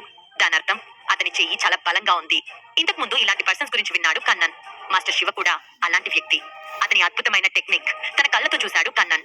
ఇప్పుడు మల్హోత్రా ఫ్యామిలీ అలాంటి వ్యక్తిని మళ్ళీ తీసుకొచ్చి శివకి వ్యతిరేకంగా ఫైట్ చేస్తారని మాత్రం ఎక్స్పెక్ట్ చేయలేదు. ఇతను ఈ ఆలోచనలో ఉండగానే బిల్వనాథ్ గట్టిగా కన్నన్ చెస్ట్ పై కొట్టాడు. దానితో అతని బాడీ గాలిపటంలా ఎగిరి 10 మీటర్ల అవతల పడి రక్తం కప్పుకొని భయంకరమైన ఎక్స్ప్రెషన్ తో బిల్వనాథ్ వైపు చూస్తున్నాడు. అతనికి తన క్రిటికల్ పొజిషన్ లో ఉన్నట్లు అర్థమైపోయింది. నేనెందుకు ఇంత నిర్లక్ష్యంగా ఉన్నాను? ఇప్పుడు వీళ్ళకి పట్టుబడ్డాను. మాస్టర్ శివకి విషయం తెలియజేయడానికి కూడా అవకాశం లేదు. ఇప్పుడెలా అని అనుకున్నాడు కన్నన్. ఇంతలో మిస్టర్ బిల్వనాథ్, కన్నన్ని చంపకు. మన గురించి సమాచారం ఆ శివకి తెలియాలి. అలానే శివ ఇన్ని రోజులు ఇంపీరియల్ సర్కిల్ ని ఎందుకు వదిలిపెట్టాడో తెలుసుకోవాలి అని ఒక ప్రశాంతమైన వాయిస్ వినిపించింది. అంతా అటుగా చూశారు. ఇద్దరు body guards luxurious private room నుంచి ఓ వీల్ చైర్ తోసుకుంటూ వచ్చారు. ఆ వీల్ చైర్ లో ఓ మిడిల్ ఏజ్ పర్సన్ కోపంగా డిగ్నిఫైడ్ గా కనిపించాడు. అతన్ని చూసిన కన్నన్ షాక్ అయ్యాడు. మిస్టర్ మల్హోత్రా, మిస్టర్ వేదాంత్ మల్హోత్రా, మీరిక్కడున్నారా అని షాక్ అయి అన్నాడు. ఆ వ్యక్తి మల్హోత్రా ఫ్యామిలీకి చెందిన యజమాని. ఇంతకు ముందు శివ చేతిలో ఓడిపోయి శివ ముందు మోకరిల్లి తన 2 కాళ్లను పోగొట్టుకున్న వ్యక్తి. బ్రదర్ మల్హోత్రా, మీ ఇంటెలిజెన్స్ నెట్వర్క్ నిజంగా చాలా చెత్తగా ఉంది అని తల ఊపుతూ నెమ్మదిగా అన్నాడు బిల్వనాథ్. మల్హోత్రా బ్లైండ్ గా చూస్తున్నాడు. శివ ఇంపీరియల్ సిటీని ఇంత తొందరగా ఎందుకు విడిచిపెట్టాడని ఆలోచిస్తున్నాను. ఈ కన్నన్కి ఎలాంటి ఇన్ఫర్మేషన్ తెలియదు. మహా అయితే శివ యొక్క బిజినెస్ ట్రిక్స్ గురించి ఏమైనా తెలుసుండొచ్చు. సో 4 తంతే వీడే చెప్తాడు అని మల్హోత్రతో అన్నాడు బిల్వనాథ్. ఆ మాటతో ఆశ్చర్యంగా అతని వైపు చూస్తూ, మీకు శివ గురించి ఏమైనా తెలుసా? దయచేసి అతను ఎక్కడున్నాడు, ఏం చేస్తున్నాడు, అతని బ్యాక్గ్రౌండ్ ఏంటి నాకు చెప్పండి అని శివని గుర్తుకు తెచ్చుకొని ప్రతీకార జ్వాలతో రగిలిపోతూ అన్నాడు మల్హోత్రా. శివ అతనికి చేసిన అవమానం అతని జీవితంలోనే అతిపెద్ద బాధ. బిల్వనాథ్ ఫేస్ లో ఒక మిస్టీరియస్ స్మైల్ కనిపించింది. బ్రదర్ మల్హోత్రా, ఈ కన్నన్ లాంటి చిన్న చిన్న వాళ్ళతో డీల్ చేయాలంటే నాకు చాలా చిరాకు. అందుకే మిమ్మల్ని ఇక్కడికి ఇన్వైట్ చేశాను. నేను మరో ఫ్రెండ్ ని కూడా ఇన్వైట్ చేశాను అని మాట్లాడుతుండగా మోహన్ కొంతమంది బాడీ గార్డ్స్ అక్కడ అంతా క్లీన్ చేస్తూ కన్నన్ని ఒక పక్కకు లాగి పడేశారు. హలో మిస్ మల్హోత్రా, మిమ్మల్ని చూడక చాలా కాలమైంది అని ఒక స్ట్రేంజ్ వాయిస్ తో మాట్లాడుతూ ఎంట్రీ ఇచ్చాడు ఒక మిడిల్ ఏజ్ పర్సన్. అతని వెంట సూట్ లో ఉన్న డైనమిక్ బాడీ గార్డ్స్ ఉన్నారు. అతను గంభీరమైన ముఖంతో హాల్ మధ్యలోకి వచ్చాడు. అతనిని చూస్తేనే అతను టాప్ బిజినెస్ మ్యాన్ అని అర్థమవుతుంది. అతను వేసుకున్న కాస్ట్లీ సూట్ పై కళ్ళు చెదిరే అక్షరాలతో 7 స్టార్ బ్యాడ్జ్ ఉంది. ఇతను 7 స్టార్ గ్రూప్స్ చైర్మన్ గోవర్ధన్ కదా, ఇతనెందుకు ఇక్కడున్నాడు అని ఆశ్చర్యంగా అన్నాడు మల్హోత్రా. బిల్వనాథ్ అతన్ని ఇన్వైట్ చేస్తాడని మల్హోత్రా అస్సలు ఎక్స్పెక్ట్ చేయలేదు. అతను ప్రపంచంలోని కొన్ని అగ్రశ్రేణి కంపెనీలలో ఒక కంపెనీని కలిగి ఉన్న వ్యక్తి. గోవర్ధన్ ఫ్యామిలీ కొరియాలో రాజకుటుంబం ఉనికిని కలిగి ఉన్న ఫ్యామిలీ. గోవర్ధన్ తాత ముత్తాతలు ఇండియా నుంచి వెళ్లి కొరియాలో తమ స్థానాన్ని సుస్థిరం చేసుకున్నారు.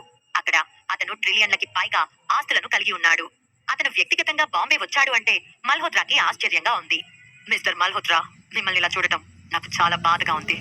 లాస్ట్ టైం నా 2 కొడుకుల్ని ఆ శివ ఇబ్బంది పెడుతుంటేనే కదా మీరు అడ్డుగా వచ్చి నా కొడుకులకి సహాయం చేయబోయి ఇలాంటి పరిస్థితి తెచ్చుకున్నారు అని అపరాధ భావంతో అన్నాడు గోవర్ధన్. అతని ఈ విషయం ప్రస్తావించగానే మల్హోత్రా ముఖం ఎర్రబడి కోపంగా మారిపోయింది. శివ అనే వ్యక్తిని అక్కడున్న మల్హోత్రా, గోవర్ధన్ వీలైనంత త్వరగా చంపాలి అని కసితో ఉన్నారు. నిజానికి వేదాంత్ మల్హోత్రా టోటల్ మల్హోత్రా ఫ్యామిలీకి కింగ్ లాంటివాడు. అతను ఎక్కడికి వెళ్ళినా అందరూ అతన్ని గౌరవించేవాళ్ళు, అతని ముందు మోకరిల్లేవాళ్ళు. కానీ ఇప్పుడు అతను కాళ్ళు విరిగి వీల్ చైర్ లో కూర్చున్నాడు. అతని వీరోచిత ఖ్యాతి ధ్వంసమైంది. దీనికి అంతటికి కారణమైన శివపై అతని ద్వేషం సముద్రమంతా లోతైనది. ఇప్పుడు అతనిపై ప్రతీకార జ్వాలతో రగిలిపోతున్నాడు మల్హోత్రా. మీరు అంత వరి అవ్వాల్సిన అవసరం లేదు మిస్టర్ మల్హోత్రా. శివని డీల్ చేయడానికి నేను ఇక్కడికి వచ్చాను. త్వరలో మనిద్దరం కలిసి శివని అంతమొందించగలమని నేను అనుకుంటున్నాను అని సీరియస్ గా అన్నాడు గోవర్ధన్. మెల్లగా తల ఊపుతూ, మన ఇద్దరి ఉమ్మడి శత్రువు శివ, అతన్ని డీల్ చేయడానికి నేను మీకు ఏ హెల్ప్ చేయాలన్నా చేస్తాను. మీరు చెప్పింది కూడా చాలా పొలైట్ గా ఉంది. మన 2 పెద్ద ఫ్యామిలీలు కలిస్తే ఆ శివని అంతం చేయడం చాలా ఈజీ. ఇంతకీ మీ 2 పిల్లలు ఎలా ఉన్నారు అని అడిగాడు మల్హోత్రా. వాళ్ళ గురించి ఏమడుగుతారు మిస్టర్ మల్హోత్రా? వాళ్ళు లాస్ట్ టైం జరిగిన గొడవ వలన చాలా భయపడిపోయారు. ఇప్పటికే వాళ్ళ కాళ్ళు చేతులు విరిగిపోయి మంచాలకే పరిమితమయ్యారు. ఆ శివ కొట్టిన దెబ్బలకి ధైర్యాన్ని పూర్తిగా కోల్పోయారు. ఇప్పటికీ వాళ్ళు శివ ఎక్కడొచ్చి తమని చంపేస్తాడో అని భయంతోనే బ్రతుకుతున్నారు. ఇక వాళ్ళతో ఎలాంటి ఉపయోగం లేదు. మళ్ళీ మా 7 స్టార్ కంపెనీని చచ్చే వరకు నేనే చూసుకోవాలి అని తన కొడుకుల దీన పరిస్థితిని గుర్తుకు తెచ్చుకొని కోపంతో రగిలిపోయాడు గోవర్ధన్. వాళ్ళని తరచూ చూస్తూ ఉండటం అతనికి కష్టతరమైపోయింది. అది భరించలేకనే దానికి కారణమైన శివపై ఎలా అయినా ప్రతీకారం తీర్చుకోవడానికి అతను ఇంపీరియల్ సర్కిల్ కి వచ్చాడు. మీకు మాత్రమే కాదు, నాకు కూడా శివనే శత్రువు. మనం ముగ్గురం కలిస్తే అతను మన ముందు దేనికి పనికిరాడు అని నవ్వుతూ షాంపెయిన్ బాటిల్ ఓపెన్ చేశాడు బిల్వనాథ్. ముగ్గురు ఒక పెద్ద టేబుల్ చుట్టూ కూర్చున్నారు. నేను మీకు శివ గురించి కొంత ఇన్ఫర్మేషన్ పంపించాను, దాన్ని చదివే ఉంటారు అని అన్నాడు బిల్వనాథ్. అవును, చదివాను. అతనికి చాలా పవర్ ఉంది. అతని పవర్ అసాధారణమైనది. అయితే ఇక్కడ మా 7 స్టార్ ఫ్యామిలీ ప్రభావం సరిపోదు. మాకు ఖచ్చితంగా మల్హోత్రా ఫ్యామిలీ హెల్ప్ కావాల్సిందే అని సీరియస్ ఎక్స్ప్రెషన్స్ తో అన్నాడు గోవర్ధన్. మల్హోత్రా ముఖం చిట్లించి ఏదో చెప్పాలనుకున్నవాడు కాస్త తడబడ్డాడు. అది గమనించి, బ్రదర్ మల్హోత్రా, నేను మీ ఫ్యామిలీకి చెందిన పెద్దానికి కూడా ఈ ఇన్ఫర్మేషన్ యొక్క కాపీని సెండ్ చేశాను. అయితే మీ నాన్నగారు శివ విషయంలో ఎలాంటి డెసిషన్ తీసుకున్నట్లు లేడు. అందుకే నేను మీ దగ్గరకు వచ్చాను. నేను మీ దగ్గరికి రావడానికి కూడా కారణం శివ పట్ల మీకున్న తీవ్రమైన ద్వేషమే. మీరు అతన్ని ఢీకొట్టడానికి ఎంత మూల్యాన్ని చెల్లించడానికి సిద్ధంగా ఉన్నారు? ఈసారి మీరు నా ఏర్పాట్లకి సహకరిస్తే మీ పగ తీర్చుకోవడమే కాదు, నేను మళ్ళీ మిమ్మల్ని మీ పొజిషన్‌లో నిలబెడతాను అని నెమ్మదిగా, స్థిరంగా అన్నాడు బిల్వనాథ్. అది విన్న మల్హోత్రా కాస్త ఉద్వేగానికి గురయ్యాడు. మిస్టర్ బిల్వనాథ్, నేను మీ ఆర్డర్స్ వింటాను. ఇంపీరియల్ సర్కిల్‌లో నాకింకా చాలా బలగాలున్నాయి అని గౌరవంగా అన్నాడు మల్హోత్రా.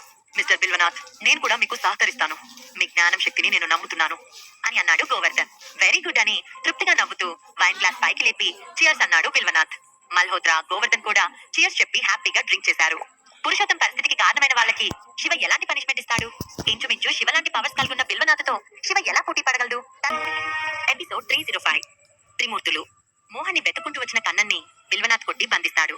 శివ వలన దెబ్బతిని కోపంగా ఉన్న మల్హోత్రా గోవర్ధన్ ని తన వైపుకు తిప్పుకొని శివపై ప్రతీకారం తీర్చుకునే దారుల గురించి డిస్కషన్ చేశాడు బిల్వనాథ్. వెరీ గుడ్ అని తృప్తిగా నవ్వుతూ వైన్ గ్లాస్ పైకి లేపి చియర్స్ అన్నాడు బిల్వనాథ్. మల్హోత్రా, గోవర్ధన్ కూడా చియర్స్ చెప్పి హ్యాపీగా డ్రింక్ చేశారు. కొరియాలోని సగం జనాభాని కంట్రోల్ చేయగలిగే వ్యక్తిగా ఉన్న గోవర్ధన్ కు బిల్వనాథ్ యొక్క బ్యాక్గ్రౌండ్ తెలియకపోయినా అతని మిస్టీరియస్ స్కిల్స్ గురించి బాగా తెలుసు. ఈవెన్ మల్హోత్రాకి కూడా అతని మిస్టీరియస్ స్కిల్స్ గురించి తెలుసు.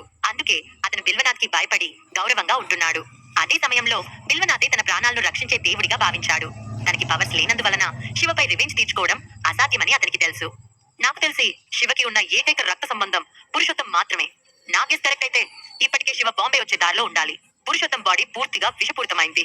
తన తాతయ్యకి అలా జరిగినందుకు ఆ శివ ఖచ్చితంగా భయపడతాడు. అదే అతని వీక్నెస్ అవుతుంది. ఆ సమయంలో మనం అతనిపై అటాక్ చేయాలి అని తన ప్లాన్ ని చెప్పాడు బిల్వనాథ్. వాట్? పురుషోత్తం బాడీ మొత్తం విషపూరితమైందా? సూపర్, మీరు నిజంగా చాలా మంచి పని చేశారు అని అన్న మల్హోత్రా కళ్ళు ఆనందంతో వెలిగిపోయాయి. పురుషోత్తం హాస్పిటల్లో ట్రీట్మెంట్ తీసుకుంటున్నాడు.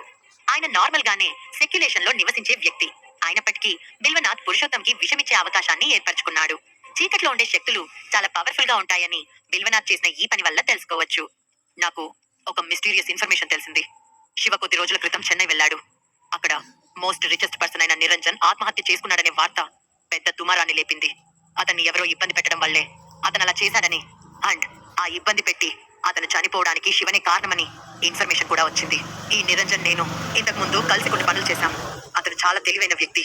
అతని శివ చేతిలో ఓడిపోతాడని నేను ఏ మాత్రం ఎక్స్పెక్ట్ చేయలేదు. అతని ఫ్యామిలీ బిజినెస్ కూడా పూర్తిగా కొలాప్స్ అయింది. దీని గురించి మీకేమైనా తెలిసిందా అని చాలా సీరియస్ గా అన్నాడు గోవర్ధన్. అతని మాటలతో పెద్దగా నవ్విన బిల్వనాథ్, నిజం చెప్పాలంటే అతను ఆత్మహత్య చేసుకోలేదు. శివనే నిరంజన్ ని చంపాడు. ఈ విషయం తెలిసి నేను కూడా ఆశ్చర్యపోయాను. శివ తన తండ్రిని, మిగిలిన ఫ్యామిలీని చంపిన వ్యక్తులపై ప్రతీకారం తీర్చుకోవడానికి చెన్నై వెళ్ళాడు. శివ ఫ్యామిలీ మొత్తాన్ని చంపిన మెహ్రా ఫ్యామిలీకి ముందు నిలబడ్డాడు ఈ నిరంజన్. సో అతను నిరంజన్ ని చంపాడు. ఇవన్నీ నేను దాదాపుగా ఎక్స్పెక్ట్ చేయగలను. ఎందుకంటే శివ ఫ్యామిలీని చంపిన మెహ్రా ఫ్యామిలీకి ఈ నిరంజన్ కి మధ్య చాలా డీప్ రిలేషన్ ఉంది. అయితే ఏం జరిగిందో పూర్తిగా నాకైతే తెలియదు, కానీ నేను మెహ్రా ఫ్యామిలీని కాంటాక్ట్ చేద్దాం అనుకున్నాను. కానీ అది కుదరలేదు. అదే కనుక జరిగితే మనకు మరొక పవర్ఫుల్ మిత్రుడు దొరికినట్లే. అయితే దీని గురించి పెద్ద పట్టింపు లేదు. అండ్ శివ చెన్నైలో నిరంజన్ తో బిజినెస్ ఫైట్ చేశాడు. అప్పటికే నిరంజన్ మానసికంగా చాలా గాయపడ్డాడు. చెన్నైలో నిరంజన్ తో ఫైట్ చేయడానికి బాంబేలో ఉన్న తన బిజినెస్ నుంచి చాలా పెద్ద మొత్తంలో నిధులను చెన్నై తరలించాడు శివ. ఇదే అతని బిజినెస్ సామ్రాజ్యంలో భారీ లొసుగులా కనిపించే విషయం. ఇది మనకు ఒక అవకాశంగా తీసుకోవచ్చు. ప్రెసిడెంట్ గోవర్ధన్, మీరు బిజినెస్ లో the best person. Me power తో బాంబేలోని శివ యొక్క బిజినెస్ సామ్రాజ్యాన్ని నాశనం చేస్తారని నేను నమ్ముతున్నాను. మిగిలిన విషయాలన్నీ నేను, బ్రదర్ మల్హోత్రా క్లియర్ చేస్తాం అని అన్నాడు. మిస్టర్ బిల్వనాథ్, మీరు శివ యొక్క బిజినెస్ గురించి నాకు ఇచ్చిన సమాచారం చాలా వాల్యుబుల్. అండ్ నేను దీన్ని హ్యాండిల్ చేయమని నా టీం కి చెప్తాను. నా సర్కిల్లో లోకల్ ఫోర్స్ హెల్ప్ ఉన్నంత వరకు నేను శివ యొక్క బిజినెస్ ప్లానింగ్ నాశనం చేస్తాను. దానిలో ఎలాంటి సమస్య లేదు అని కాన్ఫిడెంట్ గా చెప్పాడు గోవర్ధన్. అతనికి కావలసినంత డబ్బు, కాన్ఫిడెన్స్ ఉంది. చిన్నగా నవ్విన మల్హోత్రా వైపు చూసి, బ్రదర్ మల్హోత్రా, ఈ బాంబే సిటీలో మరీ ముఖ్యంగా ఇంపీరియల్ సర్కిల్లో మీరు మాత్రమే స్థానిక పార్టీలతో సన్నిహితంగా ఉండగలరు. మీ మల్హోత్రా ఫ్యామిలీకి చాలా అధికారం ఉంది.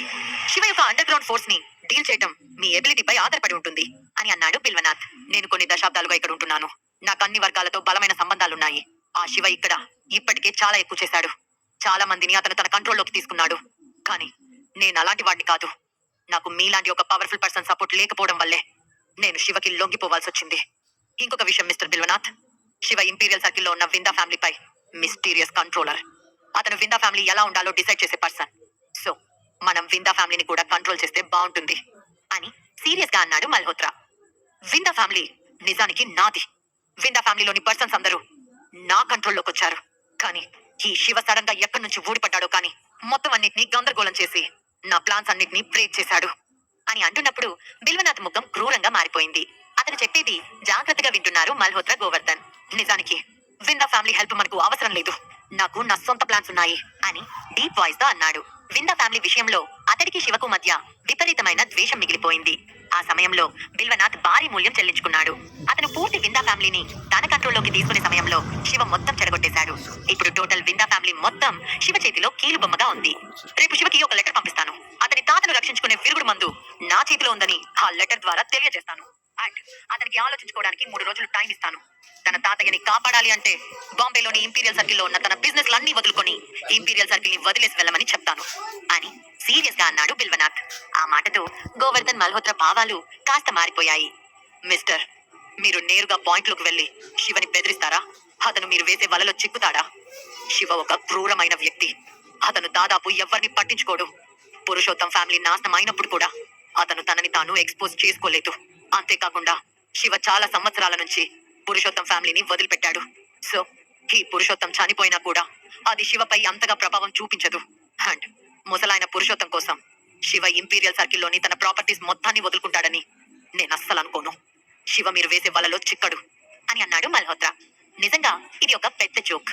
శివ దగ్గరున్న సంపద లెక్కలేనంత మందిని వెర్రి వాళ్ళని చేస్తుంది. అయితే శివ ఏమీ ఒక మూర్ఖుడు కాదు అలాంటి చెత్త విషయాలకి లొంగిపోవటానికి అని మల్హోత్రా ఒపీనియన్. బ్రదర్ మల్హోత్రా, మీరు తప్పుడు దారిలో ఆలోచిస్తున్నారు. నాకు తెలిసిన ఇన్ఫర్మేషన్ ప్రకారం శివ చిన్నప్పుడు పురుషోత్తం ఫ్యామిలీ నుంచి వెళ్లిపోయినప్పటికీ వాళ్ళ తాతయ్య అంటే చాలా ప్రేమ ఉంది. అంతేకాదు పురుషోత్తం ఫ్యామిలీ నాశనం అయినప్పుడు శివ బాంబే తిరిగి రాలేదు. అతనికి ఆ విషయాలేమీ తెలియదు. అందుకే అతను వెంటనే పురుషోత్తం బాడీలోని విషాన్ని నయం చేయలేకపోయాడు. ఇక ఇప్పుడు శివకి తన తాతయ్య గురించి ఆ ఫ్యామిలీ గురించి ఒక అవగాహన, ఒక ప్రేమ ఉంది. అండ్ తన తాతయ్య బాడీలో ఉన్న విషానికి విరుగుడు నా దగ్గర ఉంది. అంటే శివ ఖచ్చితంగా నా షరతులకు అంగీకరిస్తాడు అని నవ్వుతూ అన్నాడు బిల్వనాథ్. వెయిట్ మిస్టర్ బిల్వనాథ్, శివని ఇంపీరియల్ సర్కిల్ ని వదిలిపెట్టి అతని ఆస్తులను లాగేసుకోవాలనేది మీ ప్లాన్ అంటారా? ఇదే మీ చివరి లక్ష్యమా? నాకు కావాల్సింది ఇది కాదు. శివని చంపాలి. అతన్ని ప్రపంచంలో నుంచి శాశ్వతంగా అదృశ్యమయ్యేలా చేయాలి అని కసిగా అన్నాడు గోవర్ధన్. ఆ మాటలకి పెద్దగా నవ్విన బిల్వనాథ్, అయితే శివ చనిపోవాలి. ఊరికినే చంపితే ఏముంది? ఒక్క క్షణం పని చంపటం. కానీ శివని పూర్తిగా చంపకుండా అతనిని అంతులేని కష్టాల్లోకి నెట్టేస్తే అప్పుడు అప్పుడు కదా అసలు మజా అని అన్నాడు. అక్కడున్న మిగిలిన ఇద్దరికి అతను ఏమంటున్నాడో అర్థమైంది. మీకు మరొక విషయం అర్థం కావట్లేదు. శివని చంపటం అంత ఈజీ అయితే కాదు. ముందైతే శివని బెదిరించడానికి పురుషోత్తాన్ని ఒక పావుగా వాడుకోవడం అనేది మన మొదటి అడుగు మాత్రమే. శివ ఏం చేసినా వాళ్ళ తాతయ్య అనారోగ్యం అతని మనసును కలవర పెడుతుంది. నేను నా రేంజ్ లో అతనితో చదరంగ మాట ఆడగలను. నా షరతులకు శివ అంగీకరించినా అంగీకరించకపోయినా అతన్ని డీల్ చేయడానికి నాకంటూ కొన్ని ప్లాన్స్ ఉన్నాయి. అతను ఎట్టి పరిస్థితుల్లో తన తాతయ్యకి ఇచ్చిన విషయానికి విరుగుడిని కనుగొనలేడు. ఈ విషయంలో మాత్రం నాదే పై చేయి అని నవ్వుతూ నమ్మకంగా చెప్పాడు బిల్వనాథ్. ఇద్దరు బిల్వనాథ్ వైపు అలానే చూస్తున్నారు. వాళ్ళకి శివని చంపకుండా ఇలా ప్లాన్స్ వేసి ఎక్కడ తమ ప్రాణాల మీదకి తెచ్చుకుంటామోనని చిన్న భయం ఉంది. చూడండి, మీ భయం నాకు అర్థమవుతుంది. మా జపనీస్ మిస్టీరియస్ స్కిల్స్ కల్ట్ ప్రజలు ఇప్పటికే సీక్రెట్ గా ఇండియాకి వచ్చారు. నా దగ్గర శివని డీల్ చేయడానికి పూర్తి ప్లాన్ ఉంది. శివని చంపడానికి మోస్ట్ పవర్ఫుల్ ఎక్స్పర్ట్స్ కూడా వస్తారు. ఈ విషయం గురించి ఎక్కువగా ఆలోచించాల్సిన అవసరం లేదు అని చెప్పడం ముగించాడు బిల్వనాథ్. శివ విలాసవంతమైన బాంబే మహానగరానికి తిరిగొచ్చాడు. అభి ఎయిర్పోర్ట్ కి వచ్చి శివని సెల్వని పికప్ చేసుకున్నాడు. మిస్టర్ శివ, ముందు రోజు రాత్రి ఒక సంఘటన జరిగింది. ఇది నిజంగా బ్యాడ్ న్యూస్ అని డ్రైవర్ సీట్ పక్కన సీట్లో కూర్చొని అన్నాడు అభి. శివ కార్ వెనక సీట్లో కూర్చొని సీరియస్ ఎక్స్ప్రెషన్ తో చెప్పు, ఏంటా బ్యాడ్ న్యూస్ అని కూల్ గా అడిగాడు. ముందు రోజు రాత్రి కన్నన్ మోహన్ ని డీల్ చేయడానికి వెళ్ళాడు. ఆ తర్వాత అతని గురించి ఎలాంటి ఇన్ఫర్మేషన్ లేదు. మోహన్ మీటింగ్ కోసమే అతను వెళ్ళాడని కన్ఫర్మ్ అయింది. ఇప్పటి వరకు అతని గురించి ఎక్కడ ఎంక్వైరీ చేసినా ఎలాంటి న్యూస్ రాలేదు అని డీప్ వాయిస్ తో అన్నాడు అభి. శివ సైలెంట్ గా అభి చెప్పేది వింటున్నాడు. అంతేకాదు, కన్నంతో వెళ్ళిన మన మనుషులందరూ చనిపోయారు. వాళ్ళ బాడీస్ మొత్తం గాయాలతో రక్తంతో నిండిపోయాయి. ఇంత త్వరగా భయంకరంగా అటాక్ చేశారంటే అక్కడ ఎవరో ఎక్స్పర్ట్స్ ఉన్నట్లు అర్థమవుతుంది. కేవలం మోహన్ కి మాత్రమే ఇంత ధైర్యం అయితే లేదు అని అన్నాడు అభి. శివ చిన్నగా తల ఊపి ఏ భావం లేకుండా ఆలోచిస్తున్నాడు. ఇలాంటి విషయాలు అతని అంచనాలను ఏమీ దాటిపోలేదు. ఇలా నా మనుషుల్ని చంపేసిన వ్యక్తి ఖచ్చితంగా మా తాతయ్యని ఏదైనా చేయడానికి కూడా ధైర్యం చేస్తాడు. సో ఇప్పుడు నేను చాలా జాగ్రత్తగా అడుగు వేయాలి. ఈ సమయంలో నా అపోనెంట్ పర్సన్ నాపై దూకుడుగా ప్రవర్తిస్తున్నాడు. ఇంపీరియల్ సర్కిల్లో ఏ గాలి ఇంతలా శబ్దం చేస్తుందో తెలుసుకోవాలి అని అనుకున్న శివ, అభి, మీరు ప్రజెంట్ ఈ విషయం గురించి వరి అవ్వాల్సిన అవసరం లేదు. అండ్ కన్నన్ ఎక్కడున్నాడో ఇన్వెస్టిగేట్ చేయించు. ఇంపీరియల్ సర్కిల్లోని ప్రముఖులు అలానే సాకురా సొసైటీలోని 7 స్టార్ గ్రూప్ వ్యక్తులపై నిఘా ఉంచు అని సీరియస్ గా ఆర్డర్ వేశాడు. వీటన్నిటి వెనుక ఎవరున్నారో శివ ముందుగానే ఊహించాడు. ఓకే మిస్టర్ శివ అని సీరియస్ స్మైల్ ఇచ్చాడు అభి. శివ తన కాళ్ళపై తన చేతి వేళ్లతో డ్రమ్ చేస్తూ కళ్ళు మూసుకొని ఆలోచిస్తున్నాడు. అతను డీప్ గా ఆలోచించిన తర్వాత, ఇందులో Malhotra family, 7 star group, sakura society అందరూ ఒకరితో ఒకరు కలిసిపోయారు. ఈ 3 పవర్స్ ఒక చీకటి వ్యాపారంలో నిమగ్నమై ఉండొచ్చని అర్థమైంది. అయితే నాకు మల్హోత్రా ఫ్యామిలీతో 7 స్టార్ ఫ్యామిలీతో డీల్ చేయటం పెద్ద సమస్య కాదు. మరోవైపు మిస్టీరియస్ బ్యాక్గ్రౌండ్ తో ఉన్న సాకురా సొసైటీ విందా ఫ్యామిలీని రహస్యంగా కంట్రోల్ చేయాలని, విందా ఫ్యామిలీపై తన ఆధిపత్యాన్ని చెలాయించాలని మిస్టీరియస్ ప్యాలెస్ లోకి సీక్రెట్ గా చొరబడిన ప్రత్యర్థి కావచ్చు అని అనుకున్నాడు శివ. మరీ ముఖ్యంగా పెద్దాయన ఆరోగ్యం సడన్ గా పాడవడం అనేది శివ మనసుని చాలా ప్రభావితం చేసింది. ఒకవేళ పురుషోత్తంకి ఏమైనా జరుగుంటే ఖచ్చితంగా మల్హోత్రా ఫ్యామిలీ మొత్తాన్ని శివ నాశనం చేసేవాడు. అలా చేస్తే మాత్రం పురుషోత్తం అయితే తిరిగి రాలేడు. ఇదే శివ ఆలోచన. శివపై కుట్రలు పన్నుతున్న బిల్వనాథ్, మల్హోత్రా, గోవర్ధన్ కి శివ ఎలా బుద్ధి చెప్పబోతున్నాడు? పురుషోత్తం బాడీలో ఉన్న విషానికి విరుగుడు శివ కనుగొంటాడా? పురుషోత్తం బ్రతుకు ఎపిసోడ్ 306 దొంగలొచ్చారు. బిల్వనాథ్ మల్హోత్రా గోవర్ధన్ ను తన దారికి తెచ్చుకొని శివపై కుట్రలు పన్నుతున్నాడు. శివ మీద కోపంగా ఉన్న మల్హోత్రా, గోవర్ధన్ శివ పవర్ ని మర్చిపోయి బిల్వనాథ్ తో చేతులు కలిపి శివని చంపేదారుల గురించి ఆలోచిస్తారు. శివ బాంబే రావడంతోనే సిచ్యువేషన్ ని కంట్రోల్ చేయడానికి తన ప్లాన్స్ స్టార్ట్ చేశాడు. ఎయిర్పోర్ట్ నుంచి కారు సరాసరి మిలిటరీ హాస్పిటల్ కి వెళ్ళింది. Military hospital main gate close చేసి ఉంది. శివ తన పాకెట్ లో నుంచి సిల్వర్ బ్యాడ్జ్ తీసి అభినవ్ కి ఇచ్చాడు. అభినవ్ ఆ బ్యాడ్జ్ గేట్ కీపర్ కి చూపించడంతో గేట్ కీపర్ షాక్ అయ్యి వెంటనే డోర్ ఓపెన్ చేసి కార్ కి సెల్యూట్ చేశాడు. కార్ లోపలికి వెళ్తుండగా అభినవ్ చేతిలోని సిల్వర్ బ్యాడ్జ్ చూసిన అక్కడ సెక్యూరిటీ అంతా షాకింగ్ గా చూస్తున్నారు. ఈ కార్ లో ఎవరున్నారు? నేషనల్ టీం లీడర్ దగ్గర మాత్రమే ఇలాంటి బ్యాడ్జ్ ఉంటుంది. అసలు నేషనల్ టీం లీడర్ ఇక్కడికి ఎందుకు వచ్చాడు అని అంతా ఆశ్చర్యపోతున్నారు. నిజానికి బాంబేలో కానీ ఇంపీరియల్ సర్కిల్లో కానీ ఎంత గొప్ప వ్యక్తులైనా మిలిటరీ హాస్పిటల్ కి రావడానికి పర్మిషన్ అనేది అవసరం. కేవలం నేషనల్ టీం లీడర్ కి మాత్రమే ఆ హాస్పిటల్లోకి ఎలాంటి పర్మిషన్ లేకుండా ఎంట్రీ ఇచ్చే అవకాశం ఉంది. అయితే ఆ కార్ లో ఉన్న ఆ వ్యక్తి యొక్క ఐడెంటిటీ ఏంటో అక్కడ ఎవరికీ అర్థం కాక దిగ్భ్రాంతితో చూస్తూ ఉన్నారు. ఎందుకు మీరంతా అలా చూస్తున్నారు? సెక్యూరిటీ పొజిషన్ లో ఉన్న మనం ఎవరి గురించి దేని గురించి ఇంట్రెస్ట్ చూపించకూడదు. సో వచ్చే వ్యక్తి ఎవరైనా సరే మీ వర్క్ మీరు సరిగా చేయండి అని ఒక స్ట్రాంగ్ అండ్ సీరియస్ వాయిస్ వినిపించింది. భుజం మీద బ్యాడ్జితో బ్లాక్ యూనిఫామ్ వేసుకున్న ఓ వ్యక్తి బయటకొచ్చాడు. అతను కాంప్లికేటెడ్ ఎక్స్ప్రెషన్ తో తన గార్డ్స్ వైపు చూస్తున్నాడు. అతను హాస్పిటల్ కెప్టెన్. అతను సరాసరి కార్ వెళ్తున్న వైపు వెళ్ళాడు. 10 నిమిషాల తర్వాత హాస్పిటల్ వార్డ్ లోకి ఒంటరిగా ఎంటర్ అయ్యాడు. అక్కడ చాలా మంది యువకులు వరుసగా నిలబడ్డారు. వాళ్ళంతా శివ యొక్క ఐడెంటిటీని ధృవీకరించిన తర్వాత అతను వెళ్ళడానికి పర్మిషన్ ఇచ్చారు. శివ సెకండ్ ఫ్లోర్ లో ఉన్న ఇంటెన్సివ్ కేర్ రూమ్ లోకి వెళ్ళాడు. అక్కడ డాక్టర్స్ అటు ఇటు తిరుగుతున్నారు. అద్దాల్లో నుంచి లోపల బెడ్ పై పడుకున్న తెల్ల చుట్టూ ముసలి వ్యక్తి కనిపించడంతో శివ ఎక్స్ప్రెషన్ కాంప్లికేటెడ్ గా మారిపోయింది. అతను చాలా బలహీనంగా ఉన్నాడు. మనిషి స్పృహలో లేడు. అతని ఫేస్ పై ఆక్సిజన్ మాస్క్ పెట్టి ఉంది. ఒకప్పటి పురుషోత్తం ఫ్యామిలీ యొక్క డైనమిక్ ఓల్డ్ మ్యాన్ కాదు. ఇప్పుడు అక్కడ బెడ్ మీద ఉంది. ఆ వ్యక్తి చాలా స్ట్రేంజ్ గా కనిపిస్తున్నాడు. శివ చాలా వరీ అయ్యాడు. అదే సమయంలో తన తాతయ్యకి ఇలాంటి పరిస్థితిని తీసుకొచ్చిన వ్యక్తులపై విపరీతమైన కోపంతో ఉన్నాడు. Officer Shiva, I'm so sorry. ఈ ప్రమాదం నా విధి నిర్వహణ లోపం వల్లే జరిగింది. నేను చేసిన ఈ తప్పుకి మరణానికి కూడా అర్హుణ్ణి అని అపరాధ స్వరంతో శివ దగ్గరికి వచ్చాడు మిలిటరీ యూనిఫామ్ లో ఉన్న కెప్టెన్. అతడు శివ ముందు తల దించుకుని ఉన్నాడు. అతని ముఖం నిండుగా బాధ కనిపిస్తుంది. పెద్దాయన యొక్క హెల్త్ ని జాగ్రత్తగా చూసుకోమని శివ అతనికి పదే పదే చెప్పాడు. కానీ చివరికి ఇలాంటి ప్రమాదం జరిగింది. ఇది నిజంగా ఎవరి నిర్లక్ష్యమో శివకి అర్థం కాలేదు. అతను కూల్ గా కెప్టెన్ వైపు చూస్తూ, ఇలాంటి పనికిమాలిన విషయాల గురించి మాట్లాడకు. ఈ విషయం గురించి నేను నిన్ను బ్లేమ్ చేయను. నేను ఇంపీరియల్ సిటీలో లేనప్పుడు మా తాతయ్య విషయంలో ఏం జరిగిందో దాని గురించి ఇన్వెస్టిగేషన్ చేయండి అని అన్నాడు శివ. కెప్టెన్ కాస్త తడబడుతూ కాసేపు ఆలోచించి, ఓల్డ్ మాస్టర్ అప్పటి వరకు బానే ఉన్నారు. ఆయన ఒకసారి మల్హోత్రా మ్యాన్షన్ కి వెళ్లారు. ఆ సమయంలో ఆయనతో పాటు సెక్యూరిటీ డివిజన్ మెంబర్స్ కూడా ఉన్నారు. ఆ తర్వాత నుంచి సడన్ గా పెద్దాయన ఆరోగ్యంలో ఏదో మార్పు చోటు చేసుకుంది. ఇప్పుడు ఇలా హాస్పిటల్ బెడ్ మీద ఉండిపోయారు. శివ సార్, మీకు ఎవరి మీదైనా అనుమానం ఉందా? ఇది ఎవరు చేశారో మీరు గెస్ చేయగలరా అని తడబడుతూ అన్నాడు సారథి. ఎవరో ఇలా కావాలనే చేశారు అనే విషయం ఆ కెప్టెన్ కి కూడా తెలుసు. అయితే ఆ దిశగా ఆలోచించే సాహసం అతను చేయకపోగా ఆ విషయం చాలా ముఖ్యమైనది కాబట్టి అతను నిర్ధారించుకునే ధైర్యం కూడా చేయట్లేదు. ఓల్డ్ మాస్టర్ పురుషోత్తం యొక్క ఐడెంటిటీ చాలా ముఖ్యమైనది. ఆఫీసర్ శివ సైనిక గౌరవ కమాండర్. అంతేకాదు అతను మోస్ట్ వాల్యుబుల్ కమాండర్. అలాంటి వ్యక్తి ఫ్యామిలీ విషయంలోనే ఇలా జరగడం అనేది వాళ్ళని కలవరపెడుతుంది. ఈ విషయంలో ఉన్న సమస్య చాలా పెద్దదని కెప్టెన్ కి కూడా అర్థమైంది. ఇండియాలో ఉన్న వ్యక్తులెవ్వరూ పెద్దాయనని ఇబ్బంది పెట్టడానికి సాహసం చేయలేరు. సో తాతయ్య బయటికి వెళ్ళినప్పుడే ఆయన మీద ఎవరో పన్నాగం పన్నుంటారు. ఆ వ్యక్తి ఖచ్చితంగా ఈ కంట్రీ వ్యక్తి అయితే కాదు అని అనుకున్న శివ అప్పుడే అక్కడికి వచ్చిన డాక్టర్ తో, వెళ్ళి అన్ని అరేంజ్ చేయండి. మా తాతయ్యకి వచ్చిన జబ్బుని నేను హ్యాండిల్ చేస్తాను అని గంభీరంగా అన్నాడు. ఓకే సార్ అని వినయపూర్వకంగా అక్కడి నుంచి వెళ్లిపోయాడు డాక్టర్. డాక్టర్ వచ్చి శివతో మాట్లాడుతున్నప్పుడే కెప్టెన్ తన పర్సనల్ నెంబర్ నుంచి ఒక నెంబర్ కి డయల్ చేశాడు. అతను మాట్లాడటం అయిపోయాక, ఆఫీసర్ శివ, నేను మీకు ఒక విషయం చెప్పాలి అనుకుంటున్నాను. 2 రోజుల క్రితం సుప్రీం కమాండర్ వ్యక్తిగతంగా మీ తాతగారిని కలవడానికి వచ్చారు అని అన్నాడు. శివ కెప్టెన్ వైపు చూస్తూ, సో వాట్ అని అన్నాడు. కెప్టెన్ సంకోచిస్తూ, సుప్రీం కమాండర్ లాస్ట్ టైం మీ తాతయ్య గారితో మాట్లాడారు. అప్పుడు ఆయన బానే ఉన్నారంట. ఏదైనా హెల్ప్ కావాలంటే వెంటనే ఆయనకి చెప్పమని చెప్పారు అని అన్నాడు. శివ ఎక్స్ప్రెషన్ చాలా నార్మల్ గా ఉంది. సుప్రీం కమాండర్ కి కృతజ్ఞతలు చెప్పానని చెప్పండి. అండ్ నాకు ఎవరు హెల్ప్ చేయాల్సిన అవసరం లేదు. అండ్ ఎవరు దీని గురించి ఆందోళన చెందకండి. నేను నా ఫ్యామిలీ విషయాలను కూడా డీల్ చేయలేకపోతే సుప్రీం కమాండర్ నా మీద పెట్టుకున్న నమ్మకాన్ని వృధా చేసినట్లే అని అక్కడి నుంచి పురుషోత్తం రూమ్ వైపు వెళ్ళాడు శివ. కెప్టెన్ గౌరవంగా తల ఊపి వాళ్ళకి కాపలాగా బయట నిల్చున్నాడు. శివ పురుషోత్తం దగ్గరికి వెళ్లి పురుషోత్తం యొక్క మణికట్టుని పట్టుకున్నాడు.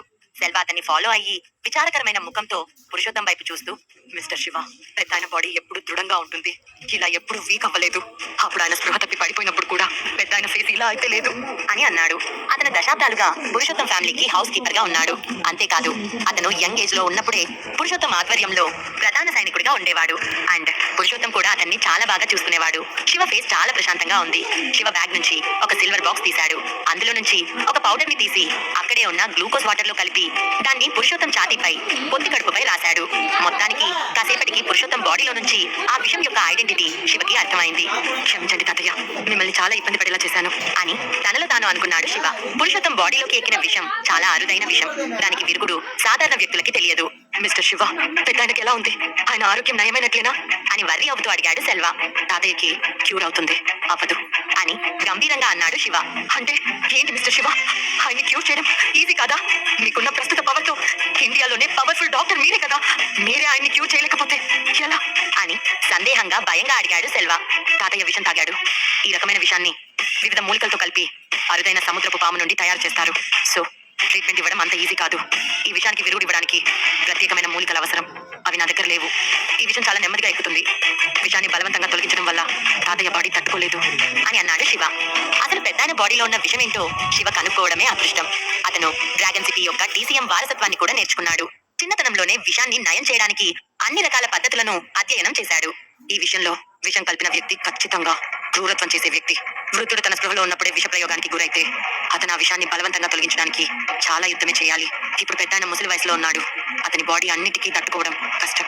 సముద్రపు పాము విషం చాలా నెమ్మదిగా బాడీలోకి ఎక్కుతుంది. అది పూర్తిగా బాడీ అంతా స్ప్రెడ్ అయిన తర్వాత మనిషి చచ్చిపోతాడు. అయితే ఇప్పుడు పెద్దాయన స్టార్టింగ్ స్టేజ్ లోనే ఉన్నాడు కాబట్టి అది ప్రాణాంతకం అయితే కాదు.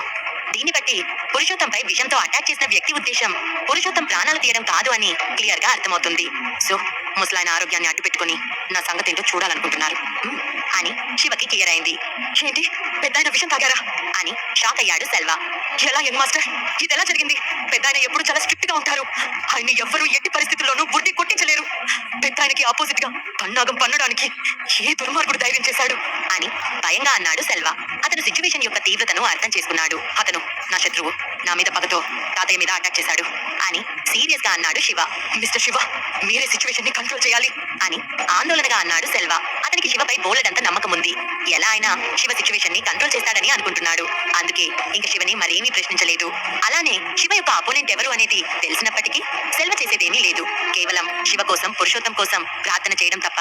శివ కాసేపు ఆలోచించి అక్కడి నుంచి బయటకు వెళ్లి తన మొబైల్ తీసి ఒక నెంబర్ కి డయల్ చేశాడు. ఫోన్ అవతల నుంచి, హలో మిస్టర్ గ్రేట్ ఎల్డర్, మీకేం కావాలి, నేను మీకు ఏ విధంగా సహాయపడగలను అని ఫోన్ అవతల నుండి అజయ్ విందా యొక్క గౌరవప్రదమైన వాయిస్ వినిపించింది. లాస్ట్ టైం నేను నీకు కొన్ని పనులు అప్పచెప్పాను. నాకు నీ నుంచి ఎలాంటి ఇన్ఫర్మేషన్ రాలేదు. నువ్వు ఇక ఈ విషయంపై ఇన్వెస్టిగేషన్ చేయాల్సిన అవసరం లేదు. మ్యాటర్ ఏంటో నాకు అర్థమైంది. అండ్ నాకు టంగ్ ఫ్లవర్ అనే హెర్బల్ కావాలి. దాన్ని కనుక్కోవడానికి మీ విందా ఫ్యామిలీలోని అన్ని కనెక్షన్స్ ని యూజ్ చేసి ఏదైనా ఇన్ఫర్మేషన్ ఉన్నా నాకు వెంటనే చెప్పు. అది మార్కెట్ లో ఎక్కడ దొరికినా నేను ఎంత ఖర్చు పెట్టైనా దాన్ని తీసుకుంటాను అని అన్నాడు శివ. ఓకే మిస్టర్ శివ అని గౌరవంగా అన్నాడు అజయ్ విందా. శివ ఫోన్ పెట్టేసి ముఖం చిట్లించాడు. పురుషోత్తం బాడీలో ఉన్న సముద్రపు పాము విషాన్ని ఏ ఫార్ములాతో నయం చేయాలో అతనికి బాగా తెలుసు. కానీ దానికి సంబంధించిన ఇంగ్రీడియంట్స్ అతని దగ్గర లేవు. టంగ్ ఫ్లవర్ అనేది వైద్యంలో ఉన్న ఒక ఇంగ్రీడియంట్ ఫ్లవర్. పాతాళ లోకంలో ఉన్న వాళ్లకు మాత్రమే దీని గురించి తెలుసు. అది అపురూప సంపద, అమూల్యమైన ఔషధం. డబ్బు ఖర్చు చేసినా కొనలేనిది. ఎందుకంటే ఇది వందల ఏళ్లుగా ప్రపంచంలో అంతరించిపోయిన అరుదైన మొక్క. కొన్ని ఫ్యామిలీస్ మాత్రమే పొడి ఔషధంగా దీన్ని భద్రపరిచారు. ఆఫీసర్ శివ, ఎవరో పురుషోత్తంని కలవడానికి వచ్చారు అని కెప్టెన్ గార్డ్ శివకి రిపోర్ట్ చేశాడు.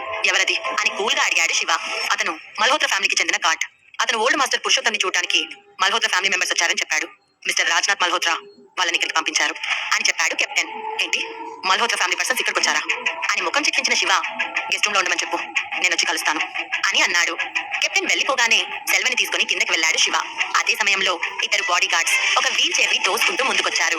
ఒక మిడిల్ ఏజ్ పర్సన్ కూర్చున్నాడు ఆ చైర్ లో. అతని వెనుక ఒక మిడిల్ ఏజ్ పర్సన్ ఉన్నాడు. అంతేకాదు వాళ్ళతో పాటు కొందరు సూట్లలో ఉన్న యంగ్ బాయ్స్ కూడా ఉన్నారు. వాళ్ళ చేతుల్లో విలువైన గిఫ్ట్ బాక్సులు ఉన్నాయి. యంగ్ మాస్టర్ శివ, మీరు ఎలా ఉన్నారు అని మిడిల్ ఏజ్ పర్సన్ శివ వైపు సీరియస్ స్మైల్ తో అన్నాడు. మీరు మల్హోత్రా ఫ్యామిలీకి చెందిన పర్సన్స్ కదా, మీరు ఇక్కడికి ఎందుకు వచ్చారు అని సీరియస్ గా అన్నాడు శివ. చరణ్ మల్హోత్రా వీల్ చైర్ లో కూర్చున్నాడు. అతని బ్రదర్ ప్రశాంత్ నిలబడి ఉన్నాడు. వాళ్ళిద్దరూ మల్హోత్రా ఫ్యామిలీకి చెందిన రెండో తరం లీడర్స్. అయితే శివ చరిత్రని మర్చిపోడు. వేదాంత్ మల్హోత్రాని తన ముందు మోకరిల్లమని బలవంతం చేసే ముందు అతను చరణ్ 2 కాళ్ళు విరగ్గొట్టాడు. ఇక ఈ ప్రశాంత్ మల్హోత్రా సునీల్ మల్హోత్రా తండ్రి. పురుషోత్తంకి అవసరమైన మూలికలు శివకి దొరుకుతాయా? శివ అప్పచెప్పిన పనులు అజయ్ విందా ఎందుకు చేయలేదు? తన తాతయ్యపై అటాక్ చేసిన వ్యక్తులెవరో తెలిసిన శివ వాళ్ళని ఎలా కంట్రోల్ చేయబోతున్నాడు? శివకి అవసరమైన మూలికలు అజయ్ విందా తీసుకురాగలడా? ఇలాంటి ప్రశ్నలకి సమాధానం తెలియాలి అంటే నెక్స్ట్ ఎపిసోడ్